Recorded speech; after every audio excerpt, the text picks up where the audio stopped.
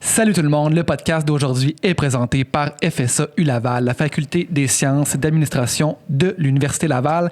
Puis je pense sérieusement, je vais aller faire des petits cours à distance à la faculté des sciences et d'administration de l'Université Laval parce que la semaine passée, on a reçu Andréane Marquis. Puis quand on s'est mis à parler d'entrepreneuriat là, un petit peu plus deep, là, ben j'en manquais des bouts, puis je suis censé être entrepreneur dans la vie. Fait que je pense qu'il y a un petit problème. Fait qu'il y a des petites formations là, en gestion puis en entrepreneuriat, ça serait pas de tort. Hein. Puis FSA Laval, en fait, l'Université Laval est à Québec et non à Laval. Mais ça veut pas dire que si vous n'êtes pas à Québec, vous pouvez pas participer à des formations d'FSA Laval parce qu'ils offrent depuis plus de 25 ans des cours en ligne qui sont montés pour être faits en ligne. Ils n'ont pas juste pris un cours présentiel pour le transformer. C'est des cours qui sont faits pour être en ligne. Donc, si vous voulez plus d'informations sur les différents programmes, de micro-programmes jusqu'à MBA qui sont accessibles en fait à FSA Laval, allez voir le lien dans la description du podcast et vous allez avoir toutes les informations nécessaires.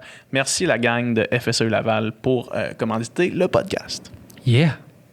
Le podcast de cette semaine est présenté par Manscaped. Encore une fois, j'ai appris quelque chose dernièrement, puis c'est un parfum change tout.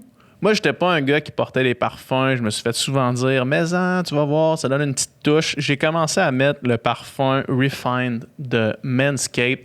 Il y a comme des petites touche d'agrumes, je sens, là, je suis pas capable d'arrêter de me sentir, en fait, puis j'ai eu que des commentaires positifs. Fait que je vous entends déjà dire « j'aimerais ça sentir comme pH ».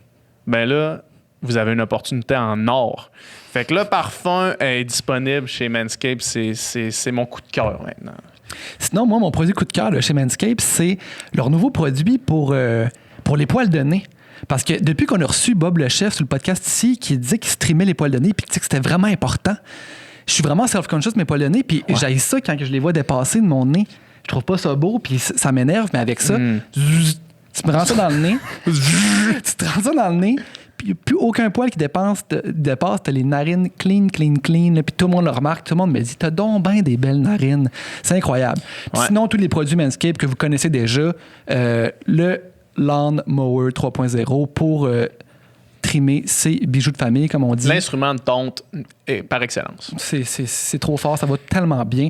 Manscaped, on les adore. Yes, puis on a un code promo pour vous autres qui vous donne 20% de rabais plus la livraison gratuite. On a changé le code promo, fait que faites attention, c'est sans filtre 20 en un mot, en lettres majuscules, 20 en chiffres pour 20% de rabais et le shipping gratuit. Merci la gang chez Manscaped. Oh yeah! Une production du Studio SF. Bienvenue au Sans Filtre, le podcast où on parle de ce qu'on veut avec nos invités. That's it, je suis PH Quentin avec moi, Dominique Plante. Ouh, nom complet, Dominique Q, que je l'écris. Tu l'écris comme une fille. Plante comme on le pense. Oui, avec un E aussi. All right, cette semaine, on a reçu Robert Paul Juster, qui est... En fait, le podcast, c'est un petit peu le part 2, la suite du podcast avec Sonia Lupien, où on a parlé du stress. Probablement que si vous êtes ici, vous l'avez peut-être écouté. Puis si vous ne l'avez pas écouté, je vous recommande, en fait, d'aller écouter le podcast avec Sonia Lupien parce qu'on a toutes mis les bases des connaissances puis de comment le stress fonctionne pour ensuite, avec Robert, aller plus loin, aller un petit peu plus macro, parler un peu plus de sociologie, parler de comment le stress affecte certains groupes de la société plus que d'autres. Aller dans les termes un petit peu plus techniques, justement. C'était vraiment super passionnant. Un podcast où est-ce qu'on plonge vraiment plus dans la science directement. Puis c'est ça, c'était vraiment fascinant de voir. Je pense qu'on a un aperçu de un peu où la science est rendue. Puis à la fin, il nous expliquait là, les prochaines études qu'il allait faire, ses étudiants allaient faire. Fait que c'est vraiment, on sent qu'on est à la fine pointe là, de la recherche sur ce domaine-là qui est le stress. C'était vraiment fascinant. Tout à fait. Puis après chaque podcast, peut-être que vous le savez ou nous avez entendu en parler, on enregistre encore moins de filtres, Dom, Nicole et moi, sur notre page Patreon. Donc, on discute sur la conversation qu'on vient d'avoir, on réfléchit un petit peu plus longuement. Puis si vous voulez avoir accès à ça, comme je disais tout à l'heure, c'est exclusif aux membres Patreon. Donc, vous pouvez vous abonner à notre page Patreon. Le lien va être dans la description des podcasts. Commentez dans la conversation. partagez à vos amis, propagez La bonne nouvelle, carrément. Et surtout, profitez de cette conversation-là. Donc, bonne écoute.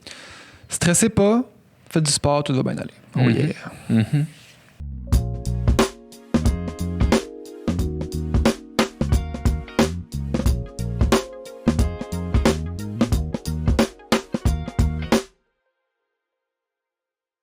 Fait que bienvenue. Mais merci beaucoup. Ça part de même, parfait.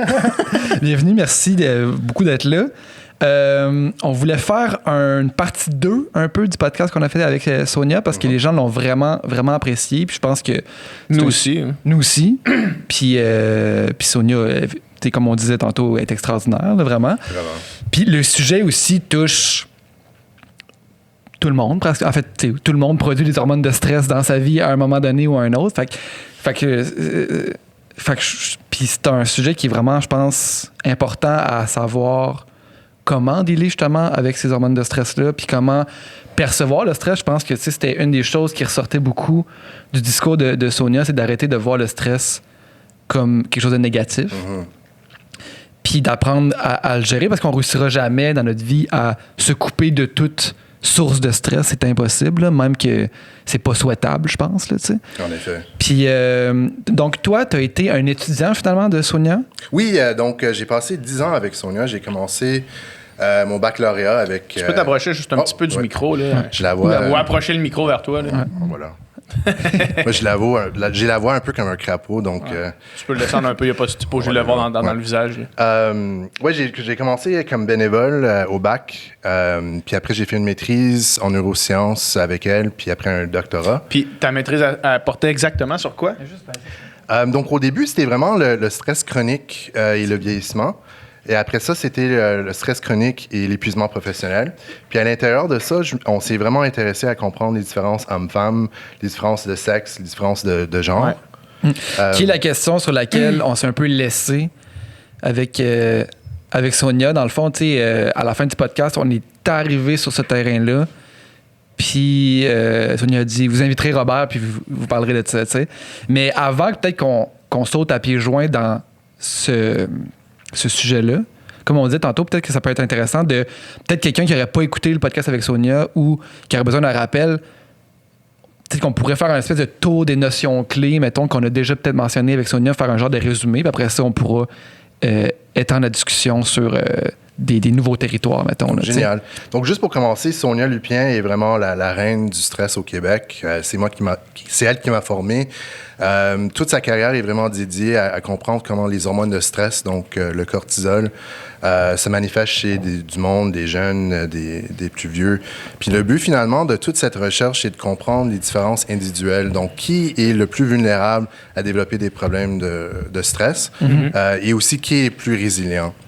Donc, n'importe qui va avoir une réponse de stress, donc combattre ou fuir, on va avoir une augmentation d'hormones de stress. Puis, essentiellement, le cortisol va transformer le gras en sucre pour donner notre corps l'énergie pour être capable de combattre ou de fuir.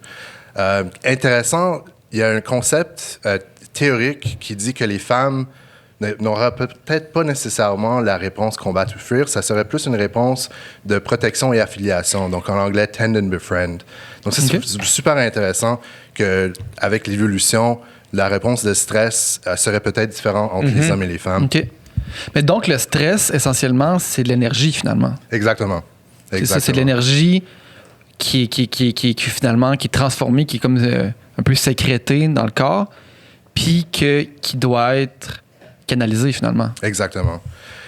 Puis comme Sonia a dit, on a absolument besoin d'arrêter de parler de stress comme quelque chose de mauvais parce que ça a vraiment permis notre espèce de continuer. On serait plus là aujourd'hui là, si c'était pas du stress. Exactement. Ouais. Donc, Sonia souvent va dire que n'importe qui vous êtes, si vous avez une situation qui est essentiellement où tu as un manque de contrôle, si elle est nouvelle, si elle est imprévisible, s'il y a une menace à votre ego, vous allez avoir une réponse de stress biologique. Donc, les 4, c'est ça, c'est sentiment de perte de contrôle, nouveauté, imprévisibilité, puis menace à l'ego. Exactement. Moi, je pense le dénominateur commun avec tout ça, c'est le contrôle. OK. Sonia pense que, ouais, tu sais, le sens de la personnalité menacée, c'est pas exactement le contrôle, mais c'est lié un peu. Tu sais, si quelqu'un met en question ta capacité de bien performer, c'est que tu as perdu un peu le contrôle de ton image, du moins. Là. Exactement. Mais qu'est-ce que j'aime beaucoup de la recette de Sonia, c'est que ça aide à vraiment placer un peu qui est plus sensible à certains ingrédients. Donc, moi, par exemple, la nouveauté, je déteste ça. Donc, c'est quelque chose que, sachant ça, j'essaie de me contextualiser avec mes nouveaux environnements pour me déstresser. OK. Est-ce que c'est Sonia qui est arrivée avec ces cartes-là ou c'est quelque chose qui est dans la communauté scientifique et est depuis longtemps établi? C'est Sonia qui l'a vraiment mis en place comme outil pour le grand public. Okay. Les recherches de John Mason qu'elle a parlé, c'était un psychologue qui s'intéressait à comprendre c'est quoi les facteurs psychologiques qui vont induire un stress biologique chez le monde. Donc, lui, il s'intéressait aux parachutistes, donc ceux qui allaient pour la première fois versus les vétérans. Donc, il exposait le monde à des situations toujours différentes. Donc, on s'entend que le vétéran n'a pas la même réponse de stress qu'un newbie. Donc, lui, s'est vraiment intéressé de comprendre c'est quoi les facteurs, puis c'est vraiment le contrôle qu'il, lui, a concentré dessus. Okay. Il y a d'autres recherches par des chercheurs par le nom de Dickerson et Kemeny qui ont fait une revue de la littérature pour comprendre un peu c'est quoi les ingrédients qui vont stresser le monde quand on les amène dans le laboratoire. On peut pas dire qu'est-ce qu'on fait dans le laboratoire parce que... Sinon, le monde arriverait moins stressé. Exact. Mais qu'est-ce qu'ils ont conclu, c'est que social evaluative threat, donc la menace socio-évaluative, fait en sorte qu'on va avoir une réponse de stress dans un laboratoire. Donc, Sonia a pris cette information-là, puis elle a dit, écoute, c'est l'imprévisibilité, c'est la nouveauté, c'est le manque de contrôle, c'est la menace à l'ego. Puis elle a vraiment ressorti cette belle recette pour le grand public. Mais est-ce que, mettons, tu sais, Sonia disait, mettez-moi au défi, essayez d'en trouver un cinquième, vous n'y arriverez pas, tu sais. Je pensais à ça, là. Ah ouais, vas-y. Non, mais est-ce que vraiment un réel danger physique, ça serait pas une... Tu sais, mettons, l'autre jour, je faisais Québec-Montréal, sur la 20, en pleine tempête de neige, je glissais partout, il y avait des chars des deux bords de la rue, j'étais stressé en maudit, tu sais. Est-ce que ça, quand c'est vraiment... Est-ce que ça serait pas une source de stress de juste dire un danger, point, là, tu sais? Je pense que ça, c'est plus la peur. Okay. Puis si jamais vous voulez d'autres personnes qui ressortent du bassin riche de Sonia, c'est Marie-France Marin, qui est une de mes collègues. On était dans la même cohorte avec Sonia. Puis elle s'intéresse vraiment à décortiquer la différence entre la peur et le stress. Okay. Puis elle a actuellement des études où elle regarde des parents qui ont été exposés à un trauma pour voir à quel point les enfants puis les adolescents développent des conditionnements vis-à-vis de la peur. Donc, je dirais que ta réponse de stress que tu as eue, oui, c'est naturellement une réponse de stress, mais c'est vraiment une réponse de peur. Tu sais, ça arrivait super vite. Ça arrivait dans l'espace d'une couple de secondes que tu t'es dit « fuck, excuse-moi. » On est sur Internet, là. Donc, tout ce axe-là, c'est vraiment plus l'adrénaline puis la noradrénaline. Donc, Sonia avait mentionné ça, le sentiment que tu vas mourir, c'est vraiment plus ce axe-là. L'axe de stress puis tout qui est cortisol va venir après plusieurs minutes pour continuer la réponse de stress. Ouais. J'ai été stressé tout le long, mais j'imagine que c'est aussi... j'imagine que le facteur imprévisibilité... Ouais, puis il y a de la perte de contrôle aussi, ouais, quand tu sens qu'il y a de la glace sous tes pieds. Puis que... Exact. Fait, ouais, en fait, c'est littéralement, tu sais, quand un char prend le clos, c'est littéralement une perte de contrôle. On appelle ça littéralement une perte de contrôle. Ouais. Mais tu sais, la peur puis le stress, c'est très semblable. C'est des cousins. Oui, puis c'est beaucoup de neurobiologie semblable, mais c'est quand même des axes un peu différents.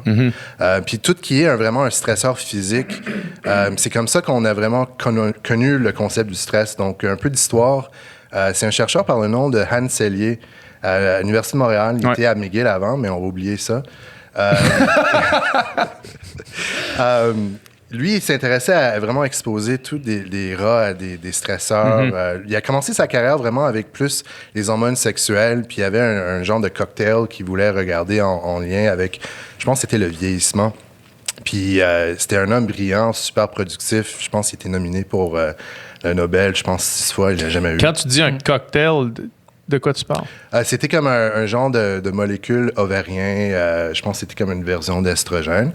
Et puis, s'intéressait à un niveau pharmacologique de comprendre si ça aurait des effets sur ces rats. Mais il n'était pas très bon avec ces rats. Il les échappait. Puis, avec le temps, les rats commençaient à développer des conditions un peu bizarres.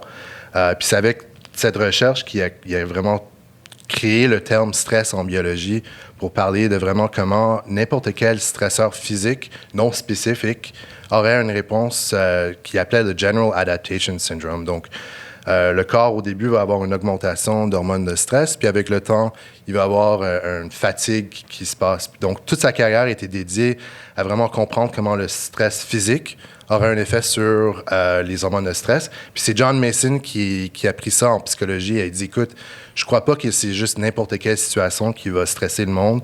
Il doit y avoir des facteurs psychologiques, non physiques, qui peuvent amener à une réponse de stress. Puis c'est là que tout le domaine dans lequel Sonia, puis moi, puis Marie-France fait partie. C'est super intéressant. Et moi, je veux qu'on revienne un petit peu sur quelque chose que tu disais plus tôt. Tu disais que tu travaillais sur, puis ça fait 2 fois que tu le mentionnes, tu disais que tu travaillais sur le stress par rapport au vieillissement. Moi, c'est quelque chose qui m'intéresse beaucoup. Le vieillissement, j'en ai déjà parlé dans d'autres podcasts, là, mais le stress chronique, j'imagine, a des effets sur le vieillissement de l'humain. Peux-tu nous parler plus de ça? Puis je retourne encore à Sonia, parce que c'est, comme j'ai dit, c'est vraiment la reine du stress. Sonia a travaillé avec un chercheur pendant son postdoc, Bruce McEwen. Bruce McEwen, c'est vraiment le grand-père. Il y a Hans Selye, puis il y a Bruce McEwen. Puis Bruce McEwen... Hans Selye, est-ce que c'est l'arrière-grand-père ou c'est 2 grands-pères? Le great-grandfather, ouais. C'est le grand-père et papy. Là. Ouais. C'est vraiment comme le fondateur de la maison stress. OK. Puis Bruce McEwen, il était à l'Université Rockefeller. Malheureusement, il est décédé au début de l'année passée. C'est une grande perte pour la science. Bruce a formé tout... Est-ce qu'il était actif jusqu'à la fin? Oui, jusqu'à la fin. Puis il continuait. Il est encore pertinent. Oui, absolument. Puis écoute, je pense que beaucoup de chercheurs meurent dans leur laboratoire. Parce que c'est l'œuvre de leur vie. Là. Mais on est passionné, tu sais. Il n'y a pas de retraite qui existe. Qu'est-ce qu'on va faire à une retraite, là? Donc, Bruce McEwen a formé tous les grands scientifiques de stress. Donc, il y a Sonia Lupien, il y a Michael Meaney, qui est un grand chercheur à Montréal sur les épigénétiques. Il y a plein d'autres chercheurs comme Robert Sapolsky, qui est un super bon vulgarisateur de tout ce qui est stress et sciences. Qu'est-ce que Sonia a fait avec Bruce? C'est qu'elle a pris toutes les connaissances de stress chez les rats et les a appliquées chez les humains. Puis, une des plus grandes découvertes qu'elle a fait au début de sa carrière, c'est qu'elle était capable de démontrer que du monde vieux qui ont une augmentation d'hormones de stress, donc le cortisol, pendant une période de temps, ont une diminution du volume hippocampique dans leur cerveau de 14%. Donc, l'hippocampe, c'est une région du cerveau très importante pour la mémoire, la cognition, la contextualisation d'une situation. Puis c'est la première région qui est affectée par l'Alzheimer.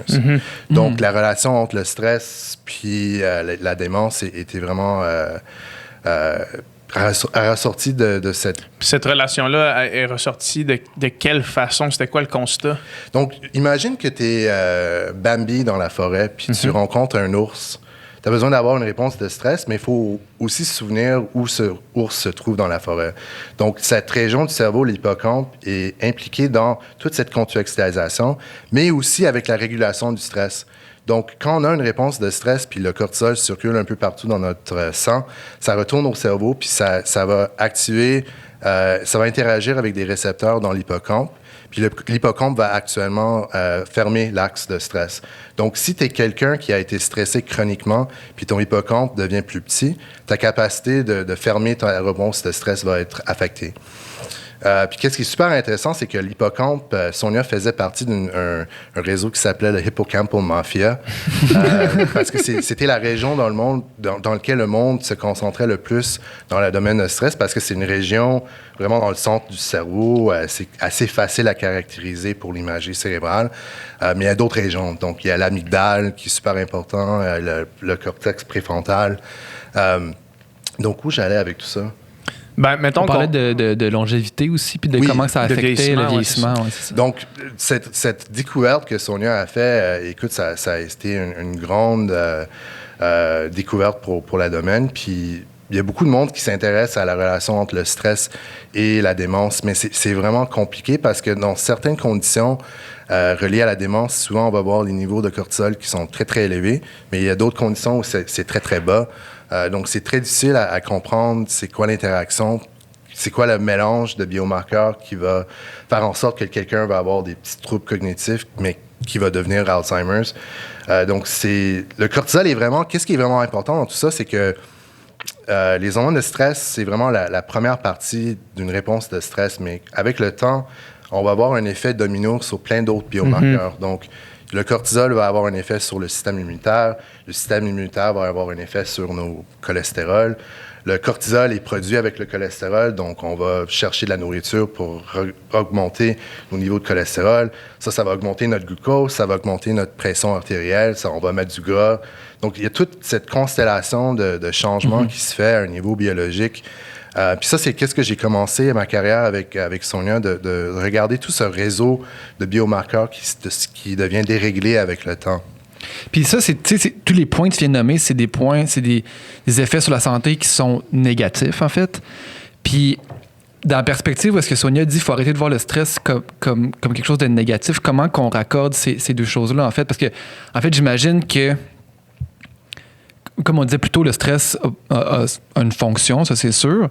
Puis c'est quoi ses effets positifs? Puis comment qu'on évite ces effets négatifs, tu sais, mettons. Puis peut-être qu'après ça, on retournera dans le plus technique, mais tu sais, mettons, pour les gens qui nous écoutent, qui ont besoin de trucs là, sur comment, justement, éviter toutes sortes d'effets négatifs sur la santé, c'est quoi les trucs qu'on peut donner, mettons? Écoute, si je connaissais la réponse à ça, je serais millionnaire. Ah, OK. Je pense que l'essentiel, c'est vraiment de trouver une façon de pas nécessairement relaxer, mais d'être capable de fermer la réponse de stress. Donc, si on est quelqu'un, par exemple, qui a la tendance d'être stressé puis de ruminer, puis avec la rumination, on va commencer à boire plus ou on va manger mal, qu'est-ce qui va arriver? C'est que notre réponse de stress va continuer. Donc, de trouver des manières de fermer l'axe de stress, c'est l'essentiel. Puis chaque personne va avoir une façon différente de le faire. Donc, Sonia, elle parle souvent de prendre une marche avec son chien d'une heure. Ça, c'est sa façon de gérer son stress. Pour moi, c'est souvent c'était de boire de l'alcool. J'essaie de ne pas faire ça cette année. Mais aller au gym, moi, écoute, quand je suis sur mon elliptical machine, j'appelle ça mon epileptic parce que je pense à toutes les affaires qui me stressent puis que je suis en colère, puis j'y vais, puis j'y vais. Tu libères ça. Ouais, puis des fois, le monde vient me taper, puis dit « Hey, Rob », puis je suis comme « Qu'est-ce que tu veux? » Donc, pour moi, c'était vraiment le cardio que j'aimais faire quand les gyms étaient ouverts. Je pense n'importe quelle situation, n'importe quelle activité qu'on fait qui nous fait oublier un peu nos stresseurs, ça va aider à diminuer la réponse de stress. Puis juste pour retourner au fait de stress, c'est une bonne chose, je vais introduire un concept qui s'appelle l'allostasie. Okay. Donc, l'homéostasie, c'est un concept très classique en biologie. Donc, notre sang va jamais dépasser un certain niveau de toxicité acidique. Notre température de corps va toujours rester dans une norme. C'est tous des paramètres un peu basales, un peu... qui sont régulés. Ça, c'est l'homéostasie, c'est l'espèce de régulation de tous ces paramètres-là du corps. Là. Exact. Donc, imagine un reptile qui est un peu froid, va commencer à aller dans une place où il va avoir un peu plus chaud pour être directement dans le soleil. Donc, ça, c'est un exemple de comment un reptile change son comportement pour réadapter sa physiologie interne. Donc, qu'est-ce qui arrive, par contre, avec des situations où on est stressé, c'est qu'on a besoin d'adapter à l'environnement. Puis ça, c'est un exemple de l'allostasie. Donc, l'allostasie, c'est comment notre corps va changer la physiologie interne pour s'adapter à l'environnement. Donc, la réponse de stress, c'est le meilleur exemple. Puis la personne qui a créé ça, c'est un neurobiologiste puis un épidémiologiste, Sterling et Ayer. Puis eux, ils ont regardé la pression artérielle, donc tout le fonctionnement du système cardiovasculaire. Puis ils ont dit, écoute, ça n'existe pas vraiment un baseline basic homéostatique de blood pressure. Parce que ça va toujours changer. Tu sais, notre pression va être plus haut pendant le sexe que pendant le sommeil. Quand on est stressé, ça va changer aussi. Ça va changer aussi avec l'âge. Ça va changer en fonction de statut socio-économique, de la race. Donc, eux, ils ont dit, écoute, ce concept homéostasie est un peu plate. Ça n'a pas de rapport. Donc, le concept d'allostasie a été introduit pour parler vraiment de tous les systèmes biologiques, les mécanismes biologiques où on change notre fonctionnement interne pour s'adapter à l'environnement. OK. Qui sont pas stables, qui vont beaucoup moduler dans une même journée, par exemple. Exactement. Puis la réponse de stress, c'est le meilleur exemple. Il y a d'autres chercheurs qui s'est intéressés beaucoup de regarder glucose allostasis ou l'allostasie dans le concept de toxicomanie, comment tous des paramètres vont changer. Mais qu'est-ce qui est important dans tout ça, c'est que n'importe quel changement qu'on va voir dans une réponse de stress avec les hormones de stress va avoir un effet sur plein d'autres systèmes. Puis c'est avec le temps que les mécanismes allostasie, comme une réponse de stress, va user un peu le fonctionnement du cœur et du cerveau. Puis ça vieillit essentiellement tout le apparatus, le mécanisme de notre réponse de stress. Puis ça, avec le temps, devient quelque chose qu'on appelle la charge allostatique, donc allostatic load en anglais. Puis c'est essentiellement le wear and tear du stress chronique en synergie avec des mauvais comportements de santé. Donc, quand on est plus stressé, on a la tendance de moins manger bien, boire plus, fumer plus, moins d'exercice. Donc, toi, ta méthode anti-stress, c'est de boire de l'alcool n'est pas recommandable tant que ça, pas recommandé. Ben, écoute. Pour moi, ça marche. Mais quelque chose de drôle, toute ma carrière est vraiment concentrée sur ce charge allostatique, que je vais en parler un peu plus après. Puis beaucoup de monde s'intéresse à voir c'est quoi les comportements de santé qui peuvent être reliés à une charge allostatique. Puis semblerait-il que l'alcool n'est pas un facteur qui contribue à la charge allostatique, même que c'est l'inverse. Donc, le monde qui boit un peu plus a une charge allostatique plus bas. Je comprends pas exactement pourquoi. Je pense que l'alcool, il y a un aspect social. Ouais. Puis donc, je pense, quand on pense au stress et la résilience, on parle vraiment d'un mélange de facteurs de risque puis de facteurs de protection. Donc, un exemple, si j'étais quelqu'un vraiment stressé puis tu veux voir un de tes amis, c'est un peu difficile ce temps-ci, mais si tu veux dire... Dans le monde normal. Là. Imagine, tu te dis, OK, Bobby, viens me voir au bar. Tu vas parler de ton stresseur, tu vas boire, mais tu as aussi ce soutien social. Ouais. Donc, tu as comme un facteur de risque, l'alcool, mélangé avec un facteur de protection. Donc, je pense, pour comprendre le stress chronique à un niveau individuel, il faut vraiment prendre en compte ce mélange de facteurs de risque et facteurs de protection. Donc, quelqu'un qui boit plus a plus de chances d'avoir une vie sociale plus épanouie, mettons. Exact. Quelque chose aussi que j'ai réfléchi beaucoup, je ne sais pas s'il y a quelqu'un qui regarde ça, mais quand on parle d'une consommation d'alcool, il y a une grande différence en termes de statut socio-économique entre un shot, une bière, puis une bouteille de vin rouge à 50 $. Donc, je pense que ça aussi, c'est quelque chose à considérer. Oui. Probablement que la personne avec les bouteilles de vin rouge à 50 $ a moins d'éléments stressants dans sa vie que la personne qui arrive à peine avec sa... Si tu bois de la Pabst, t'es plus stressé que si tu bois de la bière de microbrasserie, mettons. Ouais. Quand on parle de stress chronique, peux-tu nous le définir? Donc, ça, c'est une super bonne question. Donc, c'est pas facile à savoir c'est quoi. Parce que tout le monde, mettons, juste pour lancer la question peut-être avec un meilleur angle, là, tout le monde est capable de savoir, OK, là, j'ai des papillons dans le ventre, en ce moment, je suis stressé. T'sais, ça, c'est du stress, on reconnaît ça. T'sais. Mais j'imagine que le stress chronique, qui est sur des plus longues périodes de temps, est souvent plus difficile à saisir, plus difficile à comprendre, mettons. Je pense qu'est-ce qui se passe avec vraiment un stress chronique, c'est qu'on va commencer à avoir vraiment un changement sur nos comportements de santé. Donc, si on commence à avoir un manque de sommeil, on commence à boire plus ou on commence à manger mal, ça, c'est une bonne indication à un niveau comportemental qu'il y a quelque chose qui se passe.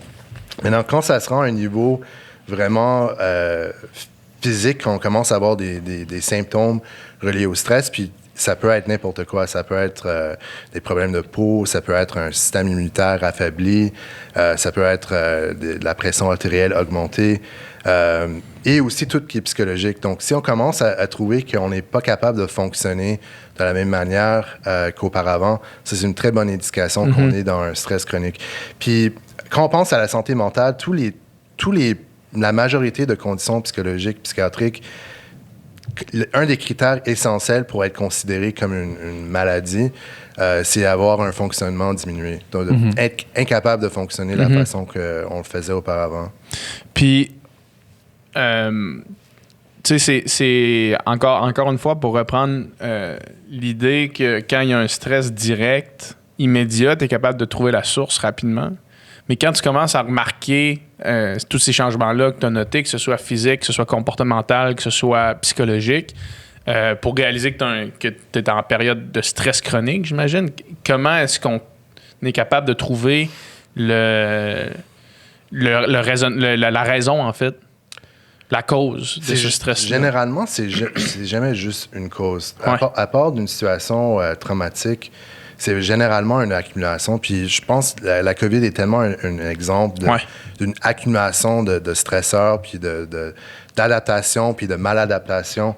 Tu sais, on a cette pandémie qui a commencé. Au début, c'était tellement stressant. Je me souviens, on n'était pas sûr au début qu'est-ce qui se passait. Je me souviens, je faisais le magasinage pour l'épicerie de ma mère, puis j'arrivais, puis je donnais les sacs, puis je suis comme « Bye, je te vois plus tard ». Maintenant, tu sais, on sait un peu plus sur comment ça fonctionne, mais ça a complètement changé notre mode de vie. Moi, personnellement, je trouve que j'ai trop de meetings par Zoom, j'ai trop d'emails, il y a trop de...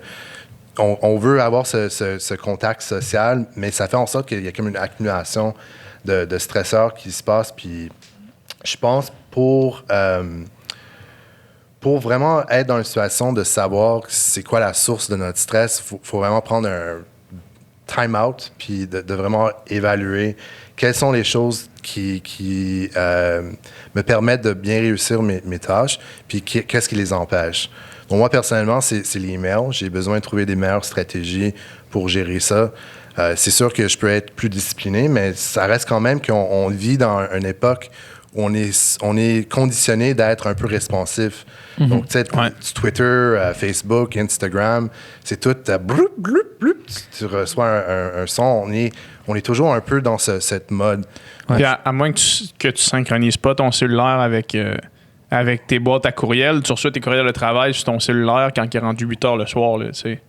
Mm-hmm. Ouais, fait que ça arrête jamais. Ça arrête jamais. Mais tu sais, pour d'autres mondes, je pense particulièrement aux mondes qui n'ont pas les ressources économiques pendant la pandémie, c'est complètement des stresseurs différents. Mm-hmm. Puis ça reste toujours que si on a un manque de contrôle dans notre vie, qu'est-ce qu'on peut faire pour avoir cette sensation de contrôle? C'est pas évident pour tout le monde. Puis non.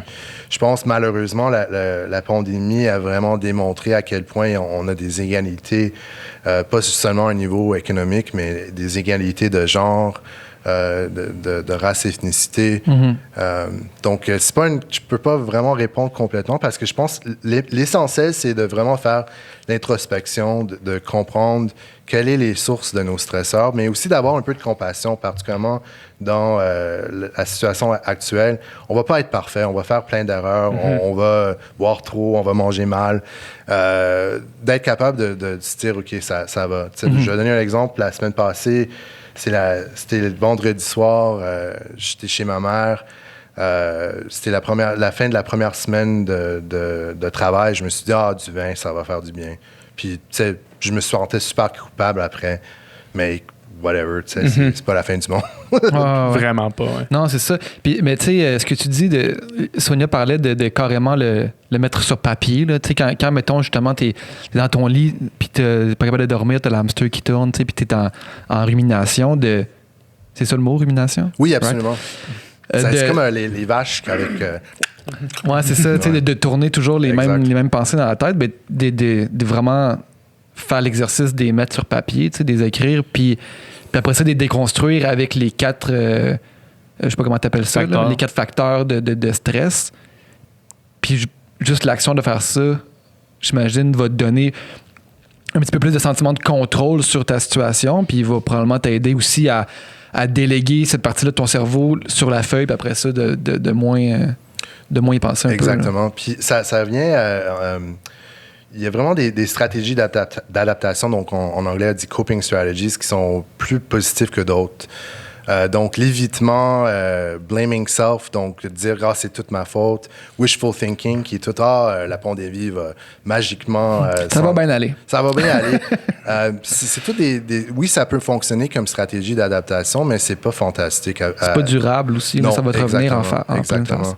Ceux qui sont plus positifs, c'est de chercher du soutien social et qu'est-ce qu'on appelle en anglais problem focus coping. Je sais pas comment on dit ça en français, mais l'adaptation. Mais de régler le problème à la source, en fait. Là, si il y a un élément qui te stresse Si ce qui stresse, je te fais donner l'exemple avec Sonia, si c'est que tu n'as pas étudié ton examen, ben le fait d'étudier risque de te déstresser, I guess.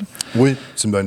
Exactement. Puis je pense que n'importe quelle situation où, même si on ne peut pas changer le résultat directement, d'y penser puis de penser à plusieurs stratégies, c'est l'essentiel. Moi, je suis un grand joueur d'échecs, puis je pense qu'il faut toujours penser à la variation, puis penser à la stratégie, puis comment tu positionnes ton jeu. Puis je pense que n'importe quel stresseur dans la vie, il faut être capable de vraiment mastiquer puis ruminer toutes les possibilités. Pour certaines personnes, je dirais le monde un peu plus dépressif et aussi le monde un peu plus anxieux, ça peut être très difficile de faire cet exercice de masturbation intellectuelle. C'est plus facile à dire qu'à faire. Mm-hmm. Mais je pense, en général, c'est une très bonne façon de reprendre un peu le contrôle de la situation. Mm. Tantôt, je t'ai coupé pour faire une joke là, quand tu parlais des facteurs de risque ou en tout cas des corrélations entre des personnes en stress chronique puis des comportements comme toxicomanie, alcool puis tout ça. Parce que j'imagine que vous le mesurez, vous êtes capable de mesurer le stress justement dans des prises de sang, dans la salive, tout ça. J'imagine que vous voyez justement une corrélation de certains comportements, mais est-ce qu'à l'inverse, puis peut-être qu'il y en a d'autres, puis est-ce qu'à l'inverse, il y a certains types de comportements que tu dis, OK, mettons une personne sportive peut-être en moyenne développe moins de stress chronique, ou est-ce que le positif, est-ce que tu es capable de dire certains traits positifs de comportement qui fait en sorte que tu vas peut-être moins développer un stress chronique? C'est une super bonne question, puis ça revient un peu au point que je disais de le mélange entre facteurs de risque et un mélange de facteurs de protection. Mm-hmm. Donc l'exercice, et je pense qu'il y en a un entre vous qui est un athlète. Les deux, pas mal. Plus lui, mais les deux un peu. Ouais.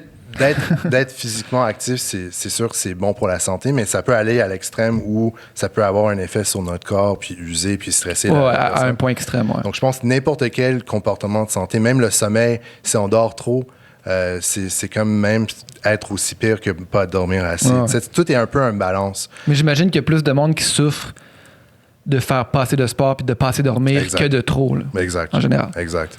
Ouais, pour souffrir de faire trop de sport, il faut sûrement que tu en fasses pas mal. T'en fasses beaucoup, là. Ouais, vraiment. Si je pense à les gymnastes très jeunes, souvent c'est relié à des problèmes d'alimentation. Mais ça, c'est vraiment un extrême. Je dirais, en général, c'est une super question parce que je pense qu'il y a certains sous-groupes qui vont avoir un mélange de facteurs de risque et de facteurs de protection. Donc, je vais donner un exemple. La communauté gay, homme gay, c'est une communauté qui a beaucoup plus de stigma, beaucoup plus de discrimination, mais c'est aussi une communauté qui s'entraîne un peu plus, qui généralement ferait un peu plus attention à la diète, qui fait un peu plus aussi, il y a plus de problèmes d'alimentation. Donc, comme groupe, c'est un groupe qui est assez fit physiologiquement. Donc, moi, quand je les regarde dans mes études de stress, ils ont actuellement un fonctionnement physiologique plus sain que les hommes hétérosexuels. Donc, comme sous-groupe, même s'ils ils font face à un stigma, comme sous-groupe culturel, socio-culturel, pour n'importe quelle raison, ils ont un corps généralement un peu plus fit que les hétéros, qui fait en sorte que certains paramètres reliés au stress ne vont pas être la même que ce qu'on voit dans d'autres groupes. Ouais. Mais comme tu dis, c'est super intéressant. Excuse Pierre, je te dirai après. Mais comme tu dis, c'est super intéressant parce que c'est justement, tu sais, le fait qu'il y ait cette... C'est pas le fait qu'il y ait cette pression-là, mais en tout cas, le fait que ce groupe-là fasse plus d'exercice, fasse plus attention, c'est super positif, mais cause dans certains cas extrêmes. Tu sais, c'est comme il y a du positif et du négatif. Mais je vais donner un autre petit cours d'histoire. Pendant la crise de sida et de VIH, il y avait tout un mouvement chez les hommes gays, les hommes bisexuels, de vraiment s'entraîner pour avoir la musculation, pour montrer qu'ils n'avaient pas l'infection, qu'ils n'étaient pas infectés. Donc, à un niveau culturel, ça fait en sorte qu'il y a eu comme un muscle queen culture, mais qui était pour contrebalancer vraiment une épidémie dans la communauté. Puis combattre un préjugé, justement. Exactement. Puis ça, c'est vraiment intéressant parce que ça revient encore à ce que je disais de la combinaison de facteurs de risque, la combinaison de facteurs de protection. Mm-hmm. C'est jamais juste un ou l'autre, ou voici, il faut faire l'exercice 1 heure par jour. Ouais. Ça va tout dépendre de les sources de stress dans notre environnement. Mm-hmm. Puis, je t'entendais en entrevue l'autre fois, hier, en me préparant pour aujourd'hui, là, où est-ce que tu parlais des communautés LGBTQ+. Puis, juste pour rebondir sur ce qu'on vient de mentionner là, tu sais que la plupart des hommes homosexuels étaient plus fit que les hommes hétérosexuels.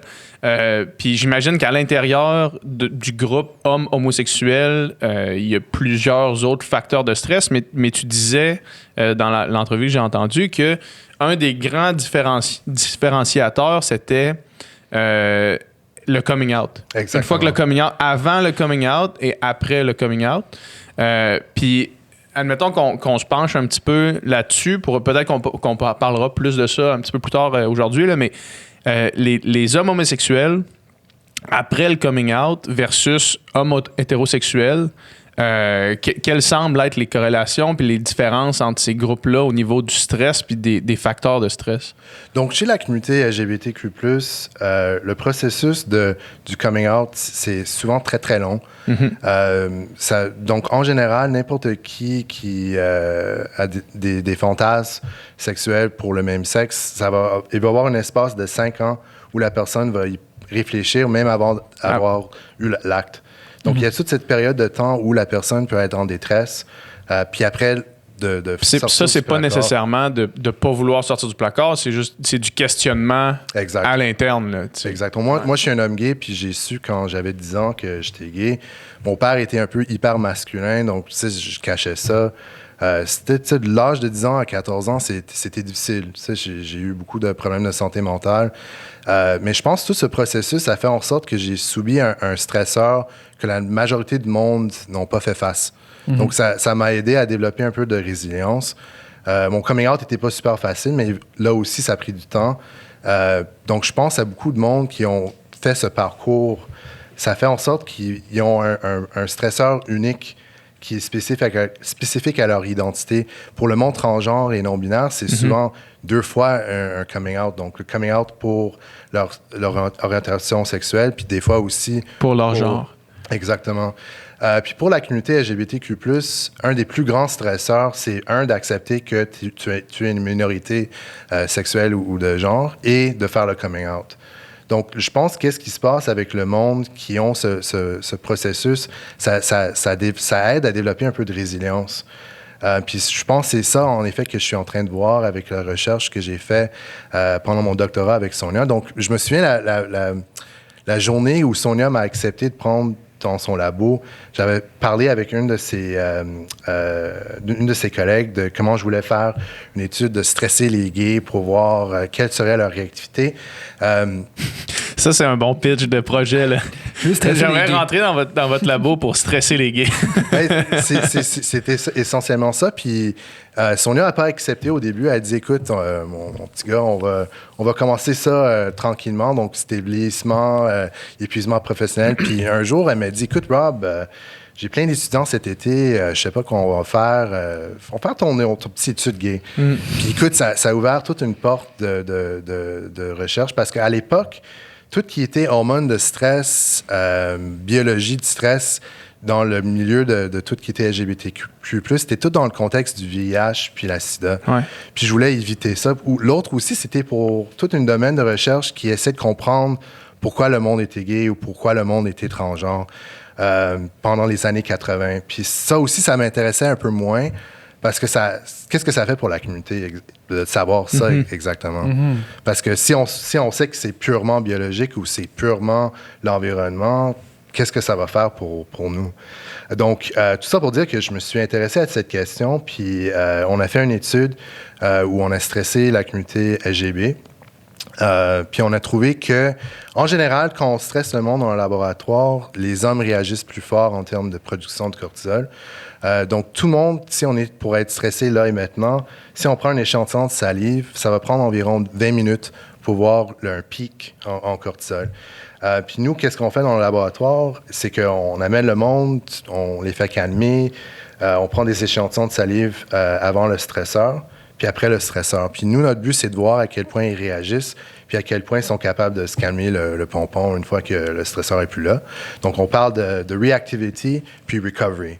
Puis, je me suis intéressé de voir qu'est-ce que ça serait chez la communauté LGB. Malheureusement, on n'a pas inclus de participants transgenres, mais ça, c'est à venir. Ça s'en vient, oui. Puis qu'est-ce qu'on a trouvé, c'est que les hommes gays bisexuels, c'était principalement des hommes gays, avaient un manque de réponse en termes de cortisol, comparativement aux hommes hétérosexuels. Un manque de réponse? Exact. C'était comme flatline. Puis ça, c'est souvent quelque chose qu'on voit dans la littérature sur le trauma puis l'épuisement professionnel, qu'il y a comme un manque de réponse parce que... Quand le corps a été... quand le corps a été trop habitué au stress, en fait. Qu'est-ce que je pense avec tout ça, c'est que si on était en situation de stress chronique, éventuellement, le cerveau va dire, écoute, il faut qu'on arrête cette réponse. Donc, il va y avoir un down-regulation de tout le fonctionnement du cortisol, mais ça va faire qu'un autre système va se contrebalancer. Donc, qu'est-ce que j'ai trouvé? C'est un exemple. Les hommes gays, dans mon échantillon, avaient un manque de réponse comparativement aux hommes hétéros, qui avaient la réponse qu'on voit tout le temps dans ces études. Mais quand on a fait une autre étude pour regarder le pouls puis la pression artérielle, les hommes gays bisexuels étaient plus élevés que les hommes hétéros. Donc, ils avaient des niveaux bas de cortisol, mais des niveaux élevés de pouls. Puis les hommes hétérosexuels, c'était le cortisol élevé, mais le pouls plus bas. Donc, mettons l'analyse de ça, puis corrige-moi si ma lecture est mauvaise, mais c'est que le cortisol puis la réaction au stress permettrait de calmer certains autres facteurs? Comment on l'analyse, mettons, cette différence-là, puis comment on l'explique? Je pense que c'est plus que quand un système va commencer à diminuer son fonctionnement, un autre système va contrebalancer, qui n'est pas toujours une bonne chose. Donc, on parle souvent de discrimination puis maladie cardiovasculaire. Mais je vais aller plus loin parce que c'est juste un résultat avec cet échantillon. Pour les femmes, qu'est-ce qu'on a trouvé? C'était que les femmes lesbiennes et bisexuelles, puis c'était principalement des femmes bisexuelles, eux, ils répondaient plus comme un homme hétérosexuel. Donc, eux, ils avaient un pic de cortisol 40 minutes après le stresseur, qui est un peu tard. Donc, on soupçonne que c'est peut-être un peu de rumination puis, qui se passe. Donc, une fois que le stresseur est plus là, si tu es en train de ruminer puis tu dis « Ah, shit, j'étais pas très bon pendant cette tâche, j'ai mal fait ça », ça, c'est un exemple de rumination qui va faire en sorte que la réponse de stress va continuer. Les femmes hétérosexuelles, il y avait un manque de réponse. Donc, si on comparait les femmes hétérosexuelles puis les hommes gays bisexuels, c'était la même genre de réponse, donc un flatline. Puis pour les femmes lesbiennes et bisexuelles, c'était plus comme une réponse d'hommes hétérosexuels. Qu'est-ce qui est vraiment intéressant, c'est qu'on a aussi regardé les hormones sexuelles, donc l'estrogène, progestérone et testostérone. Puis qu'est-ce qu'on a trouvé, c'est que les femmes lesbiennes et bisexuelles avaient des niveaux de testostérone plus élevés, puis elles avaient aussi la progestérone plus élevée.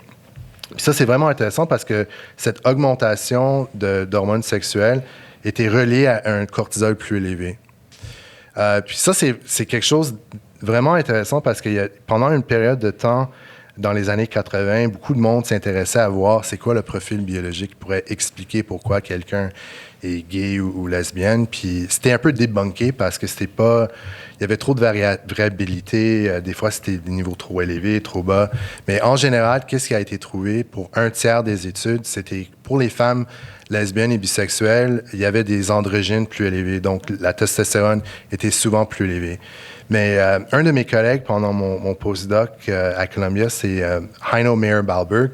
Puis lui a fait une revue pendant les années 80, puis il a dit, écoute, ce résultat de testostérone plus élevé chez les femmes minorités sexuelles, ça pourrait s'expliquer par plein de facteurs comme le stress. Donc, on sait que le stress de faire face à plus de stigma dans ta vie va augmenter tes niveaux de testostérone. Donc, c'est exactement ce qu'on a trouvé dans cette étude, c'est que les femmes lesbiennes et bisexuelles qui avaient plus de stress au quotidien avaient des niveaux de testostérone plus élevés puis la progestérone plus élevée qui faisaient en sorte qu'ils avaient une réponse de stress plus élevée quand on les stressait.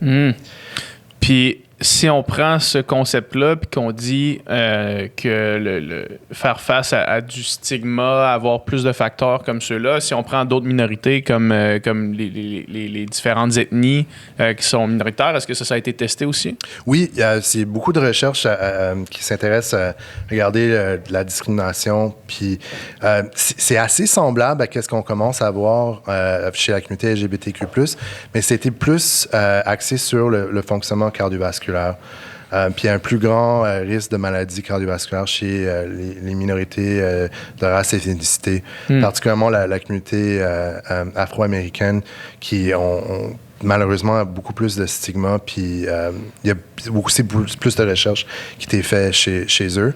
Donc on mesure plus de stress puis de stress chronique chez ces groupes-là. Oui. Puis qu'est-ce qui est vraiment fun, c'est que l'étude que j'ai faite avec Sonia, puis il y a encore plus de résultats qui est ressorti de cette étude.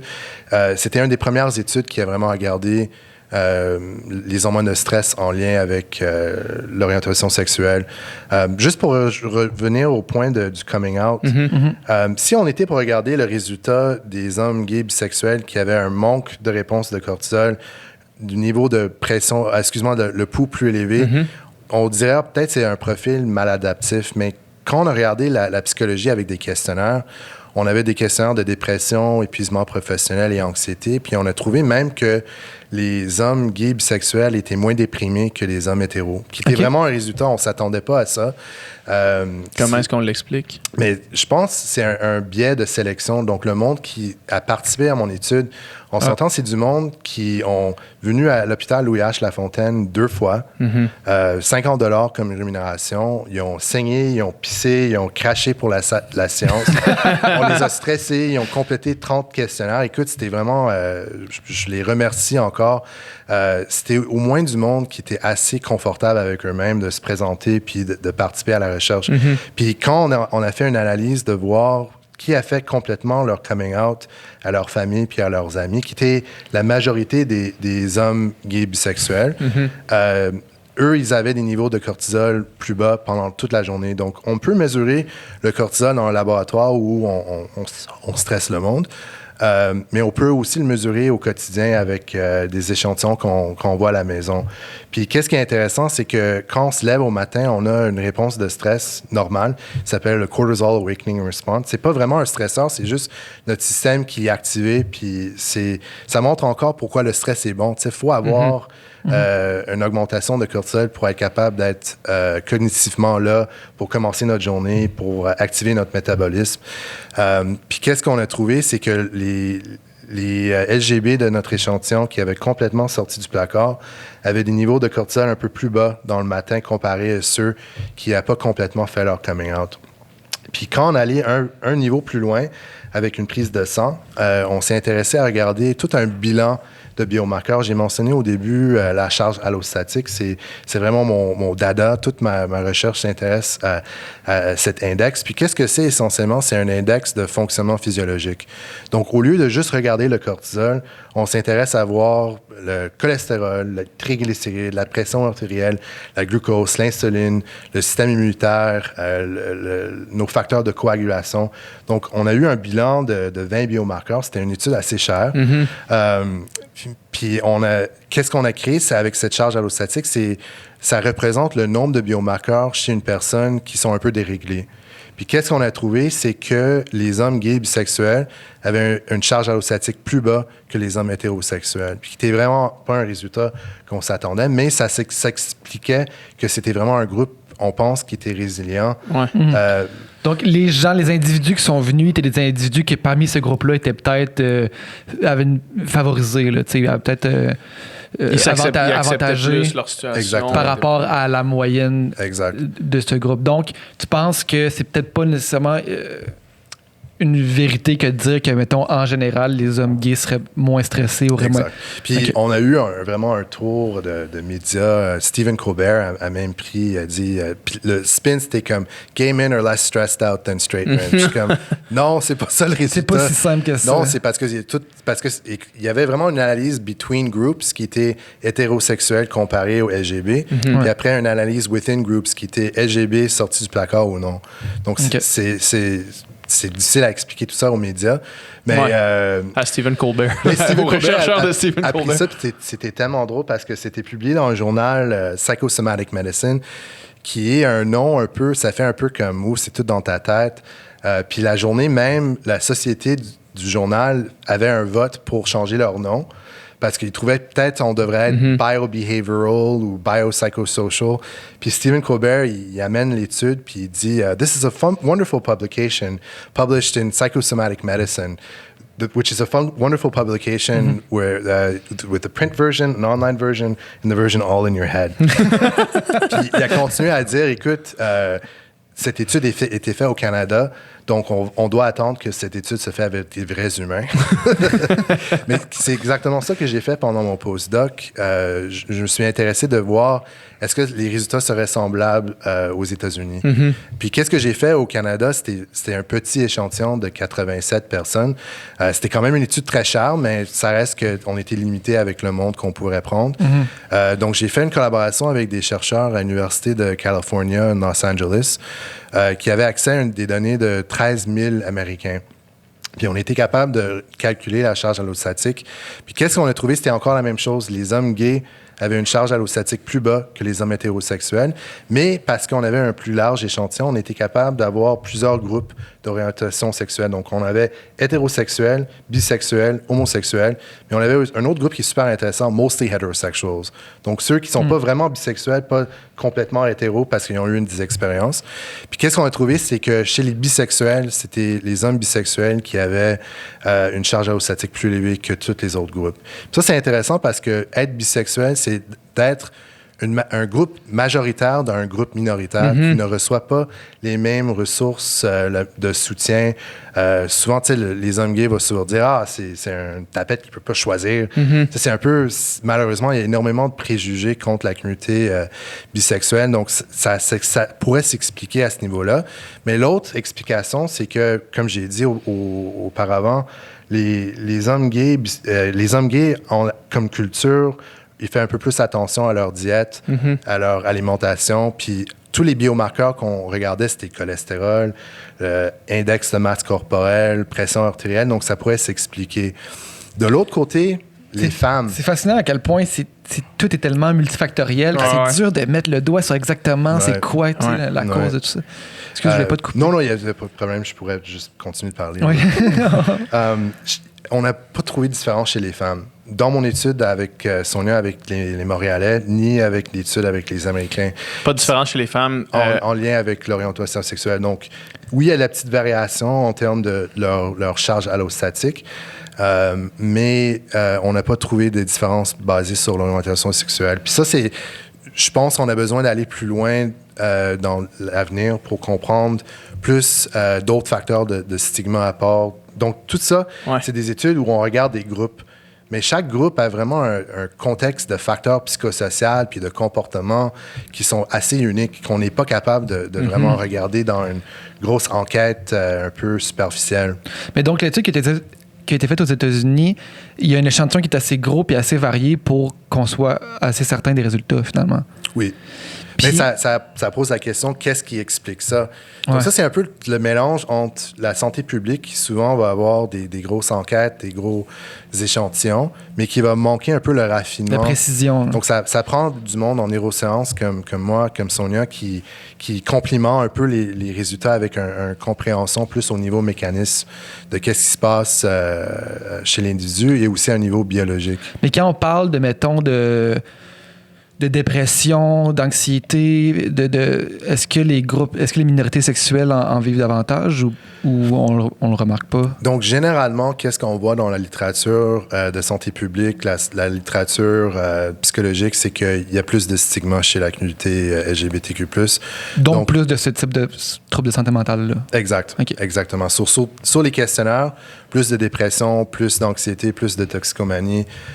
Mais qu'est-ce qui est unique avec cette recherche qu'on fait, c'est que qu'est-ce qu'on voit à un niveau physiologique, c'est quelque chose de différent. Puis ça, c'est intéressant parce qu'on peut être résilient à un niveau d'avoir un fonctionnement physiologique qui fonctionne bien, mais que notre santé mentale va pas super bien. Donc, je vais donner un exemple qui revient au racisme aux États-Unis. il y a un concept très intéressant, John Henryism. Donc, John Henry, je ne sais pas si c'est quelqu'un qui était vraiment... si c'est un caractère fictionnel, mais c'était un homme noir qui travaillait sur les fers... chemin de fer. Puis apparemment, l'histoire, c'est qu'il était en compétition contre une machine, puis il a battu la machine, puis une fois qu'il a battu la machine, il a crevé d'épuisement. Du John Henryism, c'est l'idée que certains individus de la communauté noire vont être capables de réussir bien à l'école ou bien réussir économiquement avec leurs travaux, mais ça va venir avec un prix.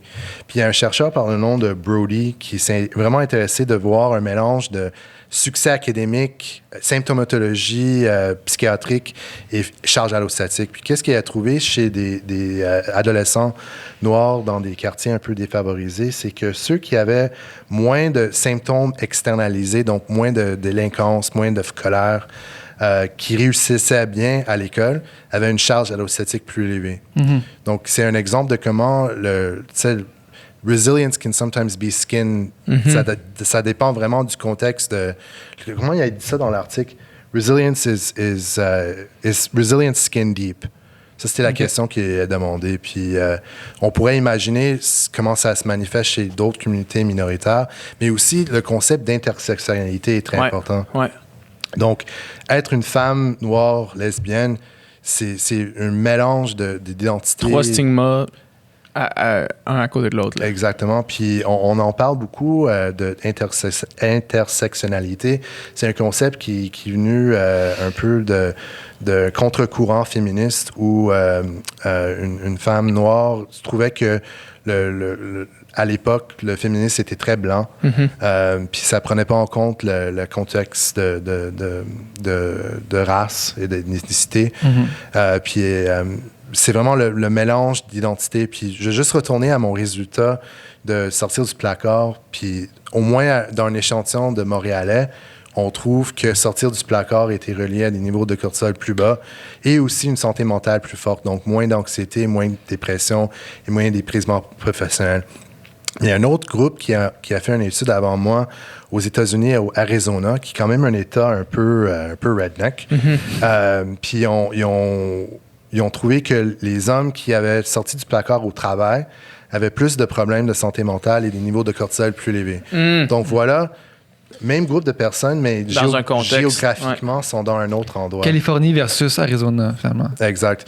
D'autres personnes ont regardé mon résultat de sortir du placard est bon pour la santé, puis on dit, ouais, mais peut-être pour du monde qui ont un statut socio-économique plus fort. Mm-hmm. Puis en effet, la majorité de mes participants étaient du monde universitaire. Donc déjà, un niveau un peu plus élevé que la norme. Donc tout ça se mélange d'être une minorité sexuelle, une minorité de race ethnicité, mélangée aussi avec statut socio-économique, où tu habites. On s'entend que ma recherche ne pourrait pas se faire facilement en Arabie Saoudite. Mm-hmm. Ouais. Mais donc, la grande ligne qu'on peut tirer, c'est que finalement, c'est pas nécessairement l'orientation sexuelle en soi qui va modifier un peu la réponse de stress, mais plutôt stigma égale stress. Oui, c'est ça, exact. C'est ça le point clé, on dirait. Là. Connaissez-vous le Stonewall Riots? Non.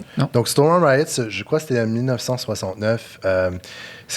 Stonewall, c'était un bar. C'est toujours un bar, j'espère qu'ils vont rester ouverts à New York. Puis c'était un bar qui se faisait vraiment raider par la police. Puis un soir, ils avaient un genre de vigil, pas vigil, mais un genre de commémoration pour, c'est quoi son nom? La mère de Liza Minnelli. Je ne peux pas t'aider.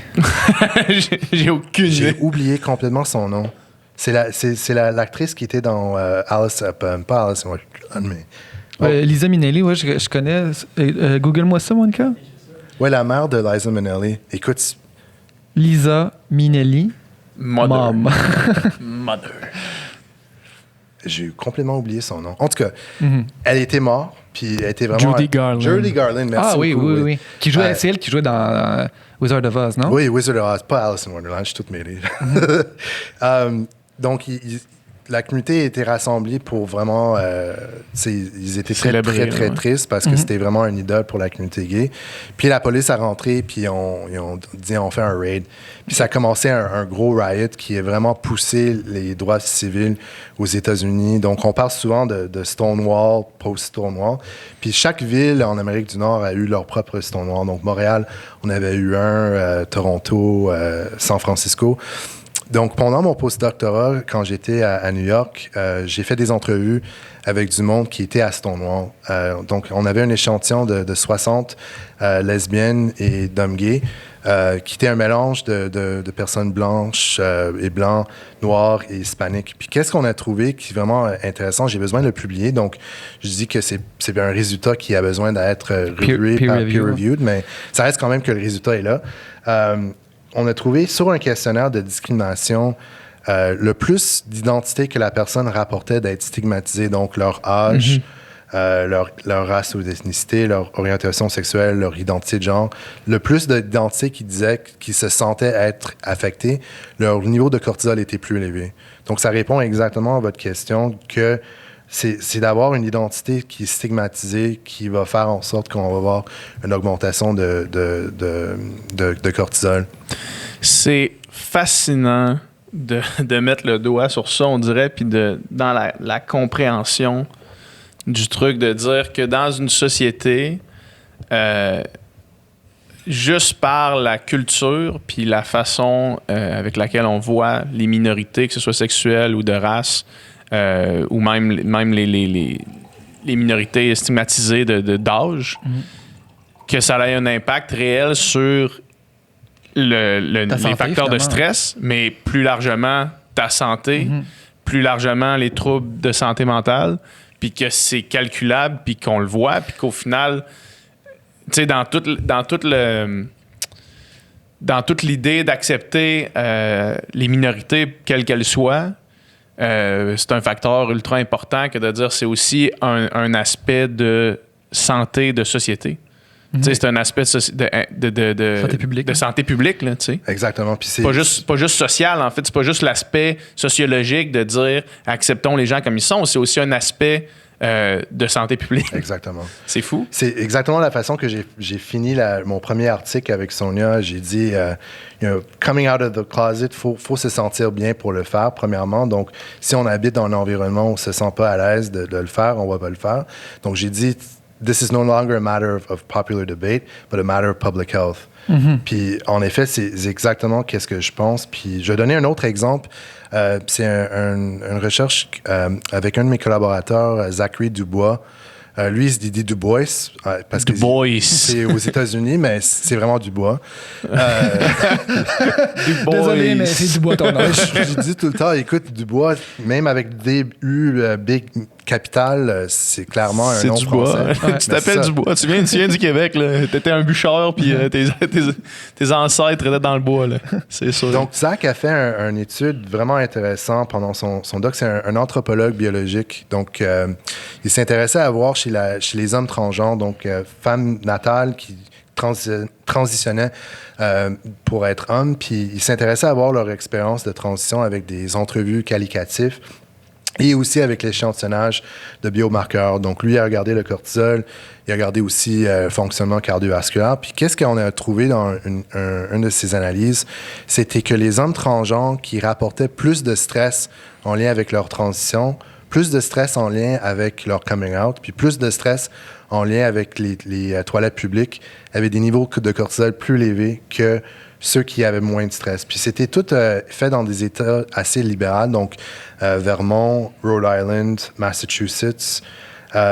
Puis c'est vraiment, ça montre à quel point beaucoup de facteurs qu'on est en train d'avoir des débats politiques, mais non, tu sais, ça a un effet direct sur le cortisol de la personne. Puis on a un autre, Zachary, puis un autre collègue, Jay Puckett, à l'Université de Michigan. Ils ont fait toute une enquête qui continue actuellement aux États-Unis de l'État de Oregon, l'État de Michigan, l'État de Tennessee, puis je pense qu'il y a un autre aussi, je me souviens pas c'est quoi, mais ils s'intéressent à voir la communauté transgenre et non-binaire avant l'élection, donc de voir tous les changements dans leur santé en lien avec Trump, D'ailleurs, qui va plus être le président. C'est aujourd'hui, je pense. Là. Ouais, le Cheater in Chief. Je suis tellement content. J'ai hâte de voir. Je veux essayer de ne pas boire de champagne aujourd'hui. Mais... As-tu été aux États-Unis pendant qu'il était président? Ouais. Ah ouais. Hein? Écoute, c'était tellement la soirée où il était élu. Écoute, c'était tellement un traumatisme. La ville de New York, la journée après, c'était une journée. C'était un deuil, là. Hey, écoute, comme je me sens émotif y penser. Écoute, c'était tellement c'était dramatique de voir comment la ville de New York, même une ville libérale, était affectée par cette élection. Puis au début, on s'est dit, il va pas être il va pas rien faire pour la communauté LGBT, mais écoute, Mike Pence, c'est un zélite, puis il a vraiment fait du dommage pour la communauté LGBT, particulièrement la communauté transgenre et non-binaire. Mais lui, Mike Pence, il était pour la thérapie de conversion, là. Ouais, moi, je suis pas mal certain que lui en avait fait auparavant. Il en avait fait une. Lui, ça fait 70 ans qu'il est dans le placard puis que ses hormones de stress sont dans le tapis, là. Juste pour dire, l'homophobie, il y a de la recherche qui a montré à quel point l'homophobie est souvent reliée à l'homophobie internalisée. Il y a même une étude... L'homophobie est reliée à l'homosexualité refoulée. Exact. Donc, il y a une étude même qui a regardé cette question. Ils ont mis genre un élastique métallique sur les pénis de participants. Puis c'était des participants... Pourquoi tu ris? Ils ont mis un cock ring, là, en fait. Ouais, c'est ça. C'est un cock ring techno. Un cock ring qui est capable de calculer la tension. Cool. Puis ils ont pris du monde hétérosexuel, du monde gay, puis du monde qui était vraiment comme homophobique. Okay. Puis ils ont trouvé, c'est pas vraiment surprenant, que les hommes homophobiques qui étaient exposés à du porn gay, ils avaient des petites érections qui se passaient. Donc, c'est pas tout le temps le cas. Je pense qu'il y a des raisons socioculturelles, tu sais, les sociétés un peu macho. C'est n'importe quelle société qui traite les femmes comme deuxième citoyens, c'est les mêmes sociétés qui traitent la communauté LGBT mal. Donc, tout ça pour dire que Mike Pence, je pense que he would have had a little...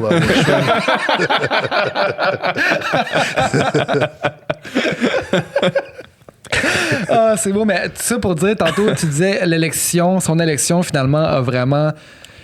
T'aurais pu mesurer là, la réponse de stress là, chez ces communautés-là, vraiment. Puis, particulièrement la communauté trans, puis c'est pour ça que Zachary puis Jay sont intéressés de regarder la communauté avec la charge adoptatique, avec le cortisol, mais aussi avec des entrevues qualitatives, avec des questionnaires. Puis maintenant, avec l'élection de Biden, qui bientôt va être inaugurated, on va être capable, avec le temps, de voir s'il y a une diminution de stress chez la communauté. Puis ça, c'est vraiment important parce que quand on parle de stigma, on peut parler de stigma internalisé, donc à quel point je me sens donc un coming out, c'est un stigma un peu internalisé parce que le processus du coming out, c'est très interne. Puis après, c'est vraiment plus à un niveau plus macroscopique que ça, ton environnement, ta famille, tes amis, tes collègues. Mais à un niveau plus large que ça, c'est le stigma structurel. Donc, c'est quoi les lois en place qui te protègent comme minorité? C'est quoi les lois qui sont enlevées? Qu'est-ce que Mike Pence avait fait d'une manière très, très coverte? Il était très efficace, Mike Pence, à faire ce dommage-là. Donc, le stigma structurel peut se mesurer en regardant à un certain moment dans le temps, par État aux États-Unis, c'est quoi les lois qui te protègent? Puis un de mes mentors à Columbia, c'est un chercheur par le nom de Mark Hatzenbuehler, qui est vraiment la personne... il était à Columbia, mais maintenant c'est à Harvard, donc ça donne une idée de le type. Lui, il est capable, avec plusieurs indices de lois, donc 10 lois différents, de voir c'est quoi le stigma structurel d'un État à un certain moment. Puis qu'est-ce qu'il trouve, c'est que si tu es une minorité sexuelle dans un État avec plus de stigma structurel, qui est souvent les États plus rouges, tu as une santé mentale plus forte, puis aussi un risque de mortalité plus élevé. Puis qu'est-ce qui est super intéressant, c'est que ça change. Donc, lui, il s'intéressait de voir des États qui ont mis en place le mariage gay, puis ils ont trouvé qu'il y a eu une diminution de stress et de problèmes de santé mentale chez les États où il y avait un changement. Exactement. Donc, ça, c'est quelque chose que je m'intéresse à voir avec Mark, de regarder le stigma structurel aux États-Unis entre 2001 puis 2014. Puis regarder la charge allostatique. Puis qu'est-ce qu'on soupçonne, c'est que ceux qui habitent dans des États avec plus de stigma structurel vont avoir une charge allostatique plus élevée. Puis ça, je vois pas ça comme dire, tu sais, c'est plus important, les biomarqueurs est plus important. C'est la recherche vraiment complémentaire à tout ce qui se fait en santé publique, tout ce qui se fait au niveau psychologique. Est-ce que tu parles de facteurs de stigma macro, là, que je ne me rappelle plus le terme que tu utilisais, mettons... Le stigma structurel. Oui, le stigma structurel. Est-ce qu'il y a eu des études qui ont été faites sur les communautés autochtones dans le monde?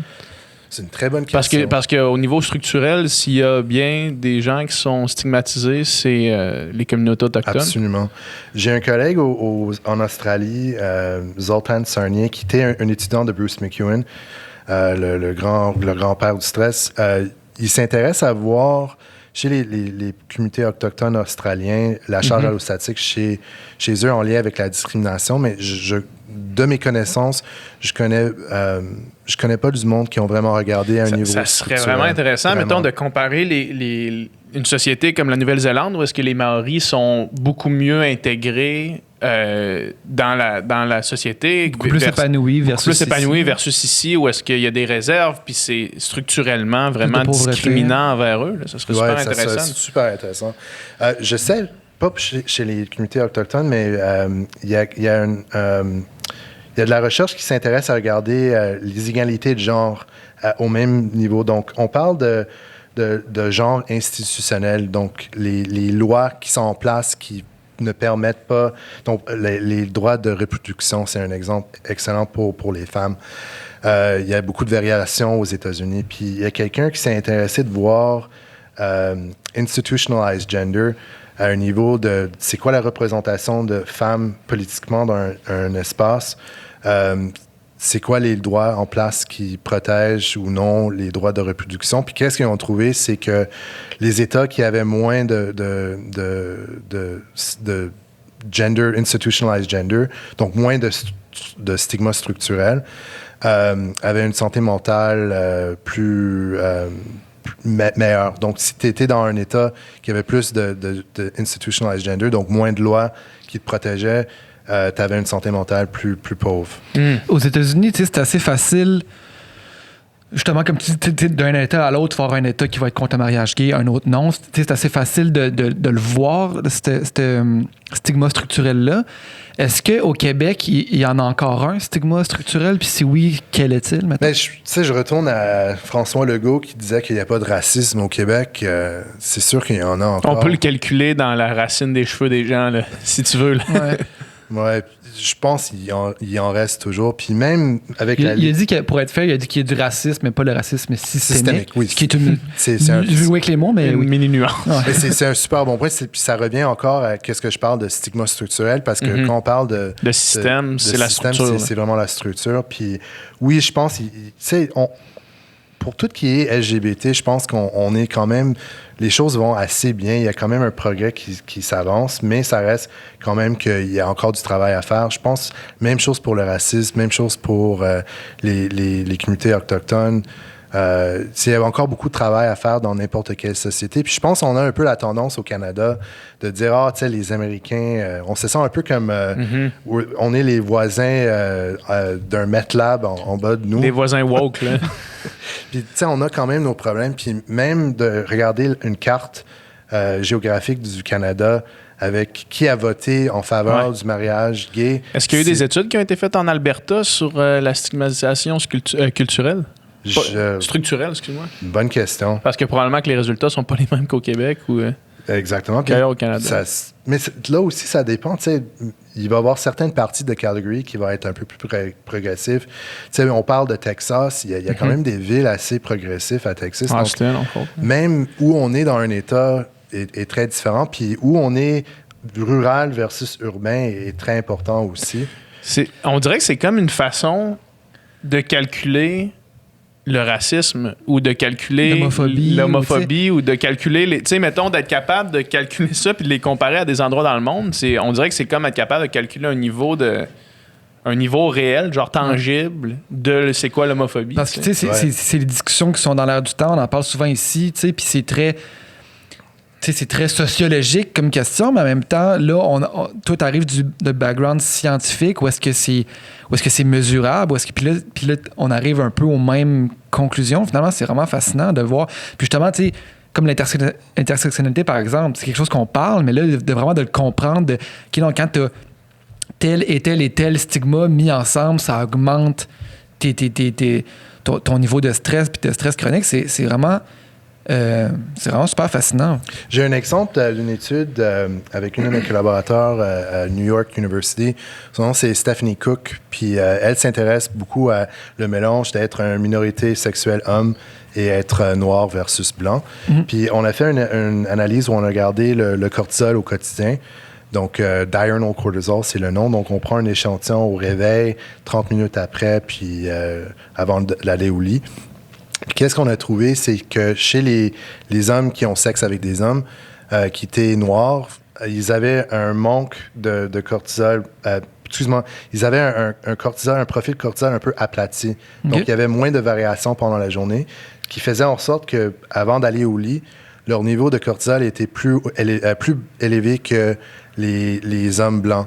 Puis ça, c'est quelque chose qui a été montré dans la littérature sur la discrimination, que souvent le cortisol, avant d'aller au lit, c'est souvent un peu plus sensible à la discrimination. Puis c'est intéressant parce que ça, c'est un exemple d'intersectionnalité, qu'on a un mélange de race, ethnicité et d'orientation sexuelle.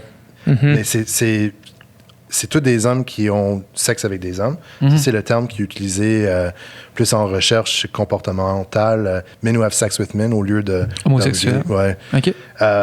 Puis ça, c'est un exemple de comment on peut faire de la recherche intersectionnelle.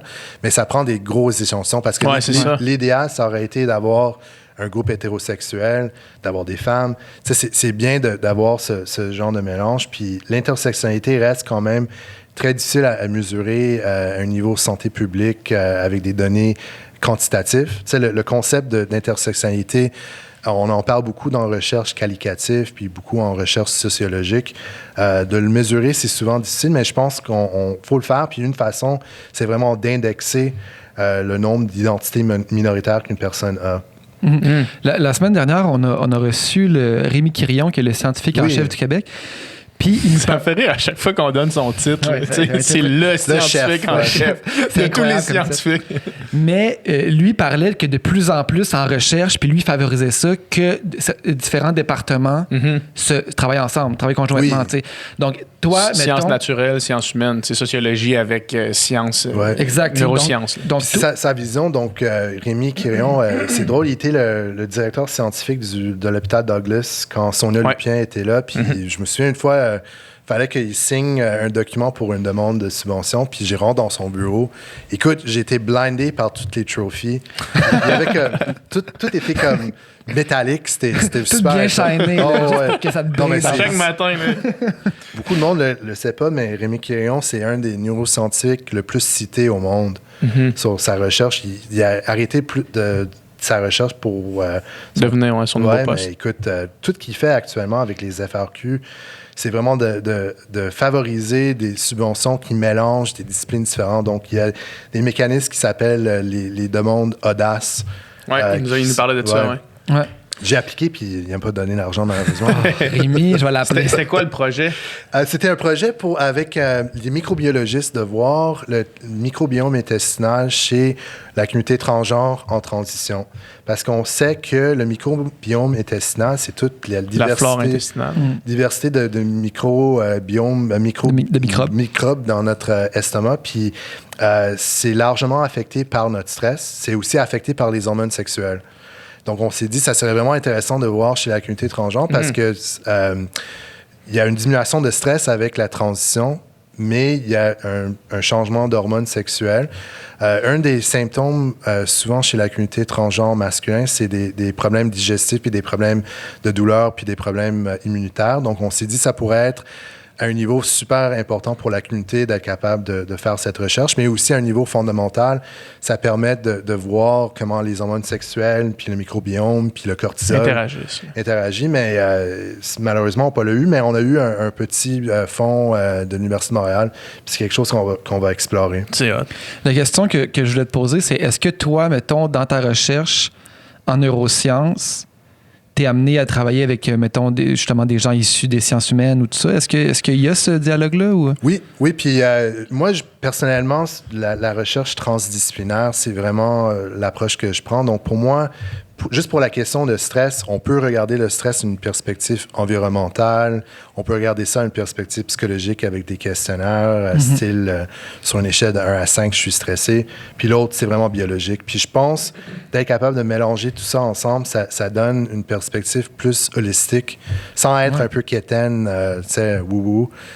C'est vraiment, ça nous donne une perspective plus personnalisée de l'individu. Puis cette approche me permet vraiment de faire la recherche avec du monde en travail social. Donc, une de mes collègues, c'est Annie Poulain-Sans-Façon en travail social à l'Université de Montréal, qui s'intéresse chez les jeunes trans et leurs familles. Puis quand je l'ai rencontré, Annie, la première fois, j'arrive avec tout ce cortisol, puis la salive, puis le microbiome, puis tout ça, puis on réalise qu'on est en train de répondre les mêmes questions. T'sais, le but, finalement, c'est de comprendre comment le stigma affecte notre santé. Vous parlez pas le même langage, mais vous traitez du même sujet. T'sais.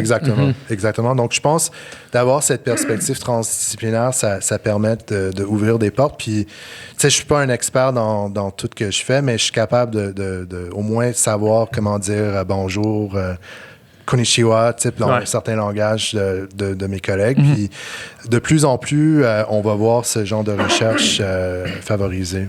C'est vraiment intéressant parce que j'ai l'impression qu'avec Sonia, on a plus vraiment traité de comment le stress fonctionne dans un être humain, dans un individu, comment ça se manifeste, comment qu'on peut apprendre à le dealer. Puis là, on étend la conversation sur, OK, mais après ça, quels sont les groupes dans la société qui sont le plus affectés par ça, puis là, ça permet d'avoir vraiment une perspective globale de ça, puis après ça, justement, si on se rend compte certains groupes plus touchés, ben là, après ça, qu'est-ce qu'on fait avec ça, parce que, est-ce que si c'est structurel, ben là, au niveau des lois, qu'est-ce qu'il faut changer, fait que ça devient vraiment, justement, super intéressant là-dessus. Là. Moi, j'ai une question par rapport à la charge... Allostatique. Oléostatique? Allostatique, OK. Puis cette charge-là qui est calculable, quels effets... quels en sont les effets sur le long terme? Donc, c'est ça. Donc la charge allostatique a été créée ça répond un peu à ta question sur le vieillissement. Oui, ça semblait être deux affaires qui allaient ensemble. La charge allostatique, le facteur qui prédit une charge allostatique le plus fort, c'est l'âge. Donc, le plus qu'on vieillit, le plus que notre charge allostatique va augmenter. Puis le concept a été créé vraiment pour comprendre d'être capable d'avoir une meilleure capacité de prédire des maladies reliées au stress chez les populations âgées. Donc, il y avait une étude, MacArthur Studies of Successful Aging. C'était des petits vieux qui allaient assez bien, leur santé allait assez bien.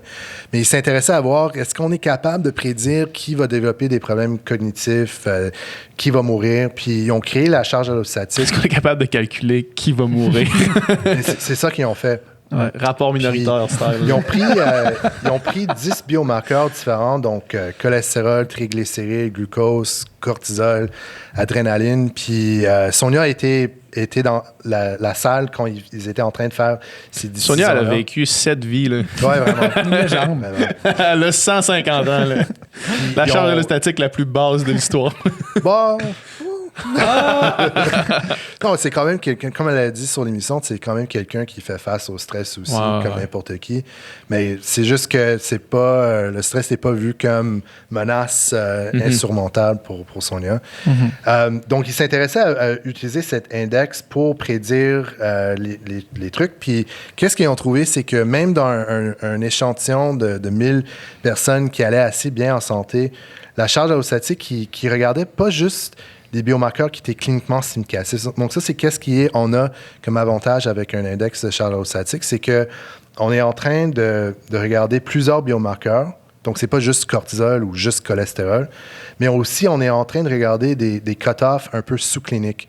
Donc, je vais donner un exemple. Si tu vas voir ton docteur puis ton cholestérol est 5,2, il va mettre un cercle puis il va dire, écoute, ton cholestérol est élevé.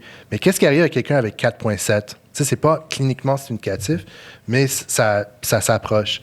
Donc, l'index de charge allostatique nous permet de prendre en compte des systèmes qui sont un peu... Ça fonctionne pas super bien pour être capable de prédire les maladies. Puis, qu'est-ce qu'ils ont trouvé avec cet index qui représente le nombre de biomarqueurs qui sont déréglés pour un individu? Une charge allostatique plus élevée était reliée à plus de maladies cardiovasculaires, plus de déclins en cognition, plus de en déclin physique et all-cause mortality, donc n'importe quelle cause de mortalité. Puis on fait ça baseline, 3 ans, 7 ans, puis 12 ans. Puis le résultat était toujours exactement la même chose. Il y avait des petites variations en termes de race, ethnicité, puis de sexe. Donc, essentiellement, c'était les premières études pour voir le vieillissement puis la charge allostatique. Puis c'était répliqué internationalement. Il y a eu des études au Taïwan, en Allemagne, en Europe. Puis moi, je me suis intéressé de voir ça avec le stress au travail. Donc, on a fait une étude pendant ma maîtrise avec Sonia pour voir le burn-out. Puis on a trouvé que chez une population âgée, pas une population âgée, une population de travailleurs et travailleuses, qu'une charge allostatique était reliée à plus de burn-out, qui était reliée à des niveaux de cortisol plus bas. Puis ça, c'est une ligne de recherche que je continue actuellement avec un de mes étudiants, Philippe Kerr, qui s'intéresse à voir la relation entre les antidépresseurs et le cortisol et l'épuisement professionnel et aussi la charge allostatique. Le burn-out puis la dépression sont inversés, je crois, dans le niveau de cortisol, c'est ça? Exact. Donc, dépression, c'est généralement des niveaux de cortisol élevés. Qu'on voit, puis l'épuisement professionnel, c'est complètement l'opposé. Tu vois, j'ai toujours pensé que c'était des synonymes, mais pas du tout, finalement. Mais il y a une forme de dépression atypique qui est reliée à des niveaux de cortisol bas, que je crois est vraiment l'épuisement professionnel. Puis c'est vraiment important au niveau de psychiatrie. Je suis pas un psychiatre, donc je peux pas parler de tout ça, mais j'ai quand même une opinion. Donc, je vais en parler. Ouais, c'est ça. Quelqu'un qui a un arrêt de travail au Québec, généralement, c'est 3 mois d'arrêt de travail. Souvent, quelqu'un va être prescrit des antidépresseurs. Ça prend environ 1 mois avant que les antidépresseurs fonctionnent. Mais les antidépresseurs, par mécanisme de sérotonine, vont diminuer les niveaux de cortisol. Peut-être pas une bonne chose pour quelqu'un avec des niveaux déjà bas.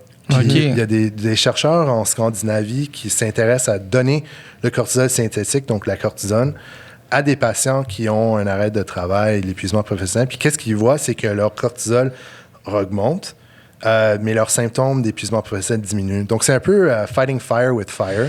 OK.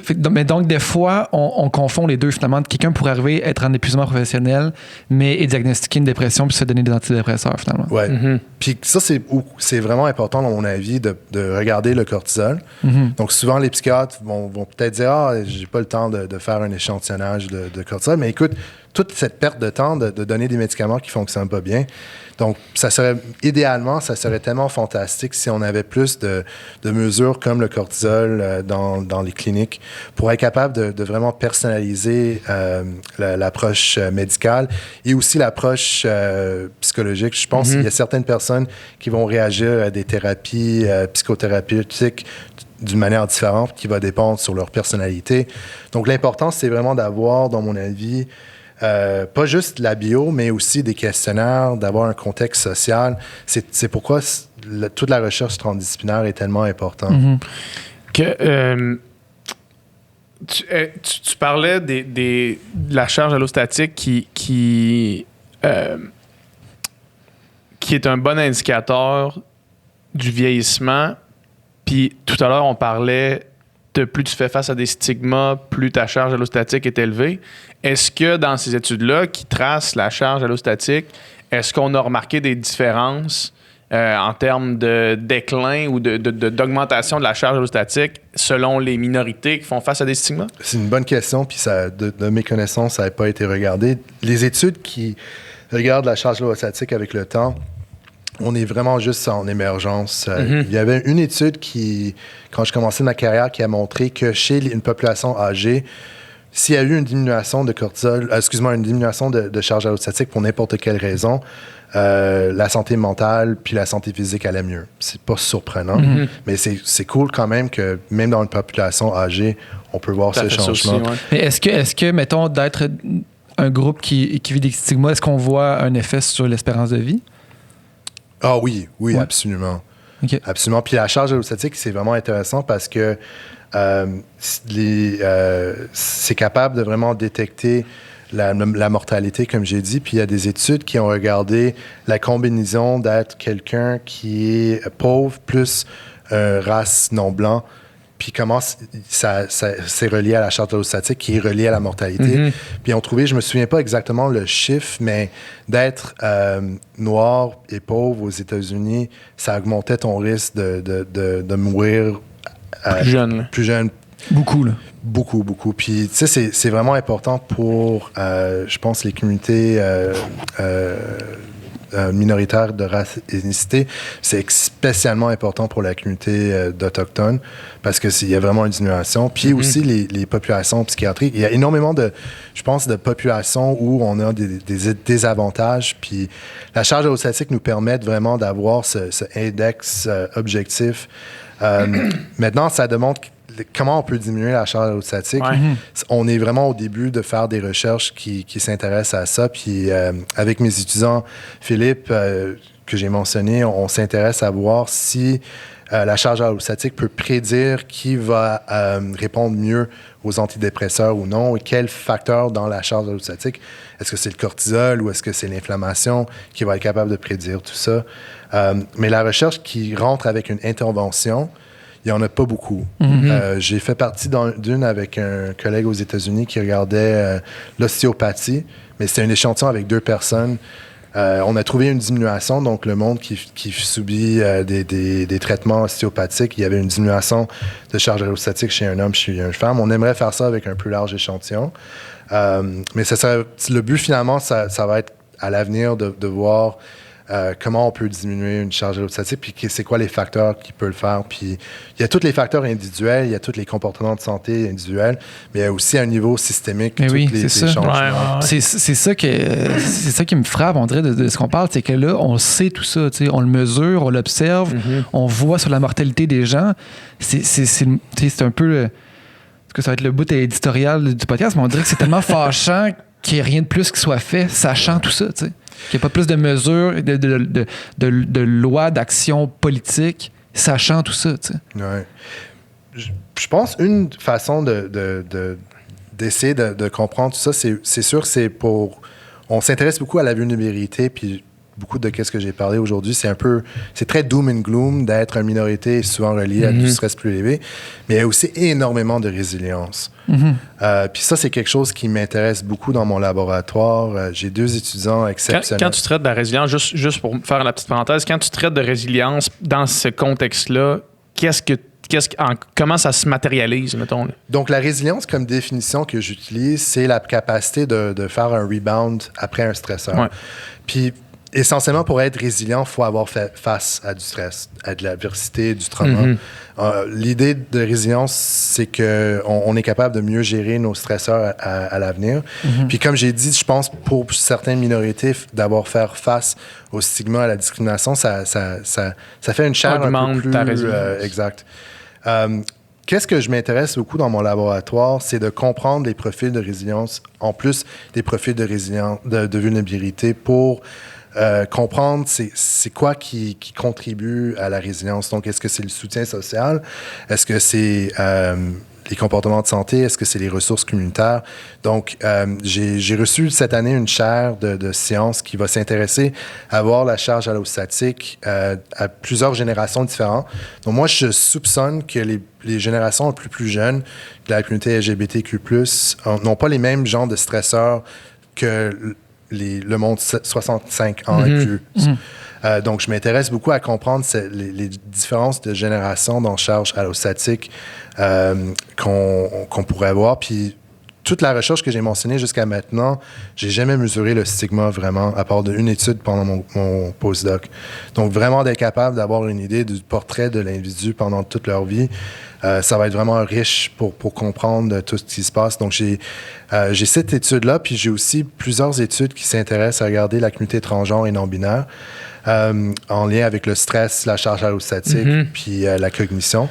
Donc, j'ai une étudiante, Sarah Keloui, qui va avoir un projet qui va axer beaucoup sur la cognition et les hormones sexuelles. Chez la communauté LGBTQ+, comparé au monde hétérosexuel. Puis le but, c'est de regarder la cognition où on sait qu'il y a des différences hommes-femmes assez marquées. Donc, Sarah va répondre à cette question-là. Puis j'ai un autre étudiant, Mathias Rossi, qui s'intéresse plus à un niveau de réactivité de stress, comme on a fait, comme Sonia en a parlé, de cortisol et aussi de fonctionnement cardiovasculaire chez la communauté LGBTQ+. Puis le but, finalement, avec tout ça, c'est pas pour stresser le monde parce qu'on aime faire ça, mais c'est de vraiment comprendre qui est capable de bien réagir, qui ne réagit un peu avec une réponse exagérée, qui se calme. C'est tout influencé par des facteurs individuels. Je vais donner un exemple. Mon co-superviseur pendant mon doc, c'était Jens Prusner, qui était un chercheur, c'est un chercheur allemand actuellement. Puis lui s'intéressait de voir qu'est-ce qui pourrait être lié à une réponse de stress où le monde s'habitue. Puis lui a amené du monde 5 fois au laboratoire pour se faire stresser. Puis il voulait voir à quel point le monde était capable de se calmer avec le temps. Puis qu'est-ce qu'il a trouvé? C'était que les hommes qui avaient une estime de soi assez pauvre, assez faible. Donc, c'est un questionnaire qui s'appelle le Rosenberg Self-Esteem. C'est un peu niaiseux. C'est 10 questions de ton estime de soi. C'est essentiellement ton self-worth. Mais il était capable de voir ceux qui avaient une estime de soi plus faible étaient incapables de s'habituer aux stresseurs. Puis lui, quand il est venu à Montréal, puis il a collaboré beaucoup avec Sonia, il a fait l'imagerie cérébrale, puis il a trouvé que le monde avec une estime de soi plus faible avait un hippocampe plus petit, qui était relié à une réponse de stress plus augmentée. Donc, c'est comme si d'avoir un manque d'estime de soi qui est affecté par toute notre vie et a un effet sur notre capacité de contextualiser notre stresseur. Donc, c'est trippant comme résultat. Puis, nous, la recherche qu'on s'intéresse, c'est d'aller plus loin, de vraiment comprendre tout ça. Puis éventuellement, ça serait vraiment fun de faire des études d'imagerie cérébrale pour comprendre comment le stigma affecte la santé de la personne, puis comment la personne répond au stress. On peut stresser le monde dans le scanner aussi. Ouais. Encore une fois, c'est fascinant de voir à quel point tous ces éléments-là sont interreliés. Puis tu regardes quelque chose, puis cette chose-là a un effet sur une autre chose, puis c'est vraiment... c'est sans fin, finalement, cette recherche-là. Là. Et un projet amène à un autre projet. Ouais, amène c'est à un autre projet. Exact. Sur une échelle, mettons, je sais pas de quoi à quoi, là, mais est-ce qu'on est, somme toute, avancé dans la recherche sur le stress ou on est encore arriéré par rapport à d'autres champs de recherche, mettons? Je sais que la question est extrêmement floue, là, mais est-ce que toi, t'entrevois qu'il y a des grandes découvertes qui s'en viennent par rapport au stress, ou est-ce que l'essentiel a été découvert, puis là, ce qui reste, c'est à peaufiner certains aspects, mettons? C'est une super question. C'est un peu une question existentielle. Ouais, existentielle pour des gens comme toi qui travaillent dans ça. Où vais-je? Moi, personnellement, pour répondre à cette question, à un niveau personnel comme chercheur, je suis très bon à détecter qui est stressé, qui va être stressé, qui va développer des problèmes, mais qu'est-ce que je fais après ça? Donc, tout le volet de, OK, être capable de détecter qui est stressé, qui va être stressé, c'est une chose, mais qu'est-ce qu'on fait après ça? Puis tout ce volet d'intervention, d'aspect plus clinique, il y a du monde qui en fait, mais le mélange d'intégrer des biomarqueurs, il n'y a pas assez qui a été fait jusqu'à maintenant. Je pense que notre connaissance du mécanisme de stress puis la physiologie, tout ça, c'est super bien raffiné. T'sais, on est rendu à un point où on peut regarder les gènes puis les épigènes, puis on est quand même avancé. Sauf que ça reste que le stress chronique, c'est un pot-pourri pour n'importe quelle maladie en dessous du ciel. Donc, comment est-ce qu'on peut raffiner nos questions de recherche pour être capable de mieux prédire qui va développer quelle maladie? Puis je pense que ça va être vraiment... avec ces perspectives plus individuelles, d'être capable de voir toutes les constellations de génétique, d'environnement, de coping strategies, de résilience, qui va être capable de savoir quel est le profil d'une personne versus un autre. une question un peu fondamentale que je veux être capable de répondre avec ma propre carrière, c'est que est-ce que n'importe quel stigma va avoir le même outcome en termes de stress? Donc, est-ce que le racisme va avoir le même signature biologique ou le même scarring que l'homophobie, que l'homophobie ou la transphobie ou le sexisme ou le agisme? Puis moi, personnellement, je pense que la réponse, c'est que ça va être différent dépendamment sur le sous-groupe qu'on regarde. Puis même juste à l'intérieur de la communauté LGBTQ+, il y a énormément de variations d'un sous-groupe à l'autre. Puis, tu sais, juste parler de la communauté transgenre, il y a énormément de variations, donc transgenres, non-binaires, ceux qui transitionnent, ceux qui ne transitionnent pas. Il y a énormément de variations. Puis, je pense le grand public, on s'obstine qu'il y a trop de lettres dans ce LGBT. Mais la réalité, c'est que on veut donner la représentation. Puis, beaucoup des travaux que je fais dans mon laboratoire, c'est de rentrer avec la communauté pour faire de la recherche qui a de l'allure pour eux. Donc, j'ai une de mes étudiantes, c'est Ophélie Larocque, qui a une étude actuellement qui s'intéresse à faire des entrevues avec la communauté transgenre pour leur demander c'est quoi les stresseurs pour eux, c'est quoi la résilience, c'est quoi la santé, c'est quoi le bien-être, et de présenter toutes les méthodologies qu'on utilise dans la neuroscience pour voir est-ce que ces approches alignent avec vos besoins, est-ce que vous pensez que cette ligne de recherche peut amener quelque chose à vous, puis on est en recrutement, donc s'il y a du monde qui s'intéresse, ça serait cool. Puis je vais juste rentrer ça aussi, on a une étude sur la COVID, puis ça revient un peu à ton commentaire sur le vieillissement. Il y a un concept super intéressant puis que je veux vraiment mastiquer cette année, c'est crisis competence, donc la compétence face à la crise. Puis c'est un concept qui a été développé pour parler vraiment de la communauté gay, bisexuelle, transgenre, plus vieux, qui ont vraiment fait face à la réalité du VIH puis la sida. Est-ce que c'est du monde qui va être vraiment largement affecté par la pandémie? Ils ont déjà fait face à quelque chose de beaucoup plus pire.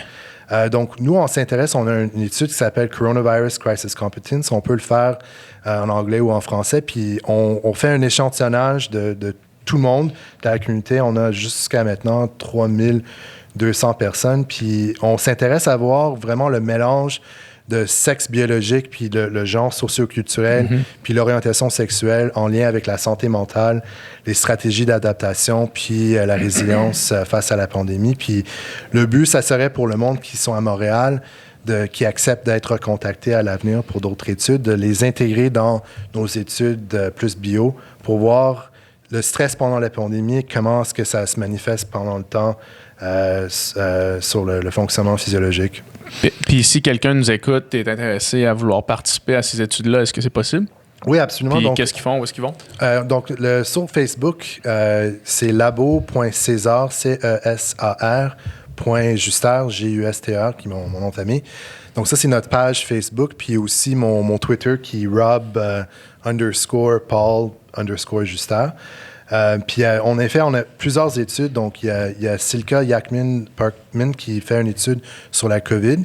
Il y a Ophélie qui fait l'étude sur la communauté trans. Puis, on a aussi Emma Fedel qui fait une étude chez les femmes en couple avec femmes pour comprendre un peu la violence conjugale. Puis, on a tout ça. Ça va être tout sur le Facebook. Je peux aussi vous donner le lien. On va le mettre en description. Ouais. C'est vraiment fascinant. Moi, j'aurais peut-être une dernière question à finir. Je change un peu de sujet. Je me questionne sur un mot qu'on entend beaucoup qui est le mot anxiété, mettons. Là, j'ai l'impression que beaucoup de gens en souffrent, ou du moins beaucoup de gens disent en souffrir. Là, je fais de l'anxiété, ça c'est anxiogène, nanana. En fait, c'est quoi la différence finalement entre l'anxiété et le stress? Donc, je pense que vous devrez inviter Marie-France Marin, je l'ai dit avant. OK. On va faire un part 3. Je pense à chaque podcast qu'on fait, on se fait suggérer un autre invité. Ça va être sans fin. Marie-France, on était étudiants en même temps avec Sonia. Puis Marie-France s'intéressait beaucoup sur la réconsolidation des mémoires. Donc, comment... c'est super compliqué, je vais laisser expliquer. Mais elle s'intéresse beaucoup à cette question de peur et d'anxiété en lien avec le stress. Puis elle a un laboratoire qui s'appelle le STEAM Lab, qui Stress, Trauma, Emotions and Memories. Puis elle a des études actuellement qui s'intéressent vraiment à comprendre le mécanisme d'anxiété à un niveau intergénérationnel aussi. Je pense que le stress comparé à l'anxiété, c'est un peu la peur d'avoir du stress. Donc, l'anxiété est vraiment axée plus vers l'avenir, puis toutes les possibilités. Puis, comme Sonia a dit, c'est un peu un visitage de notre évolution, du monde qui se préparait. C'est plus la projection du futur, d'un stress futur, plus que la réponse de stress immédiate, finalement. Exactement.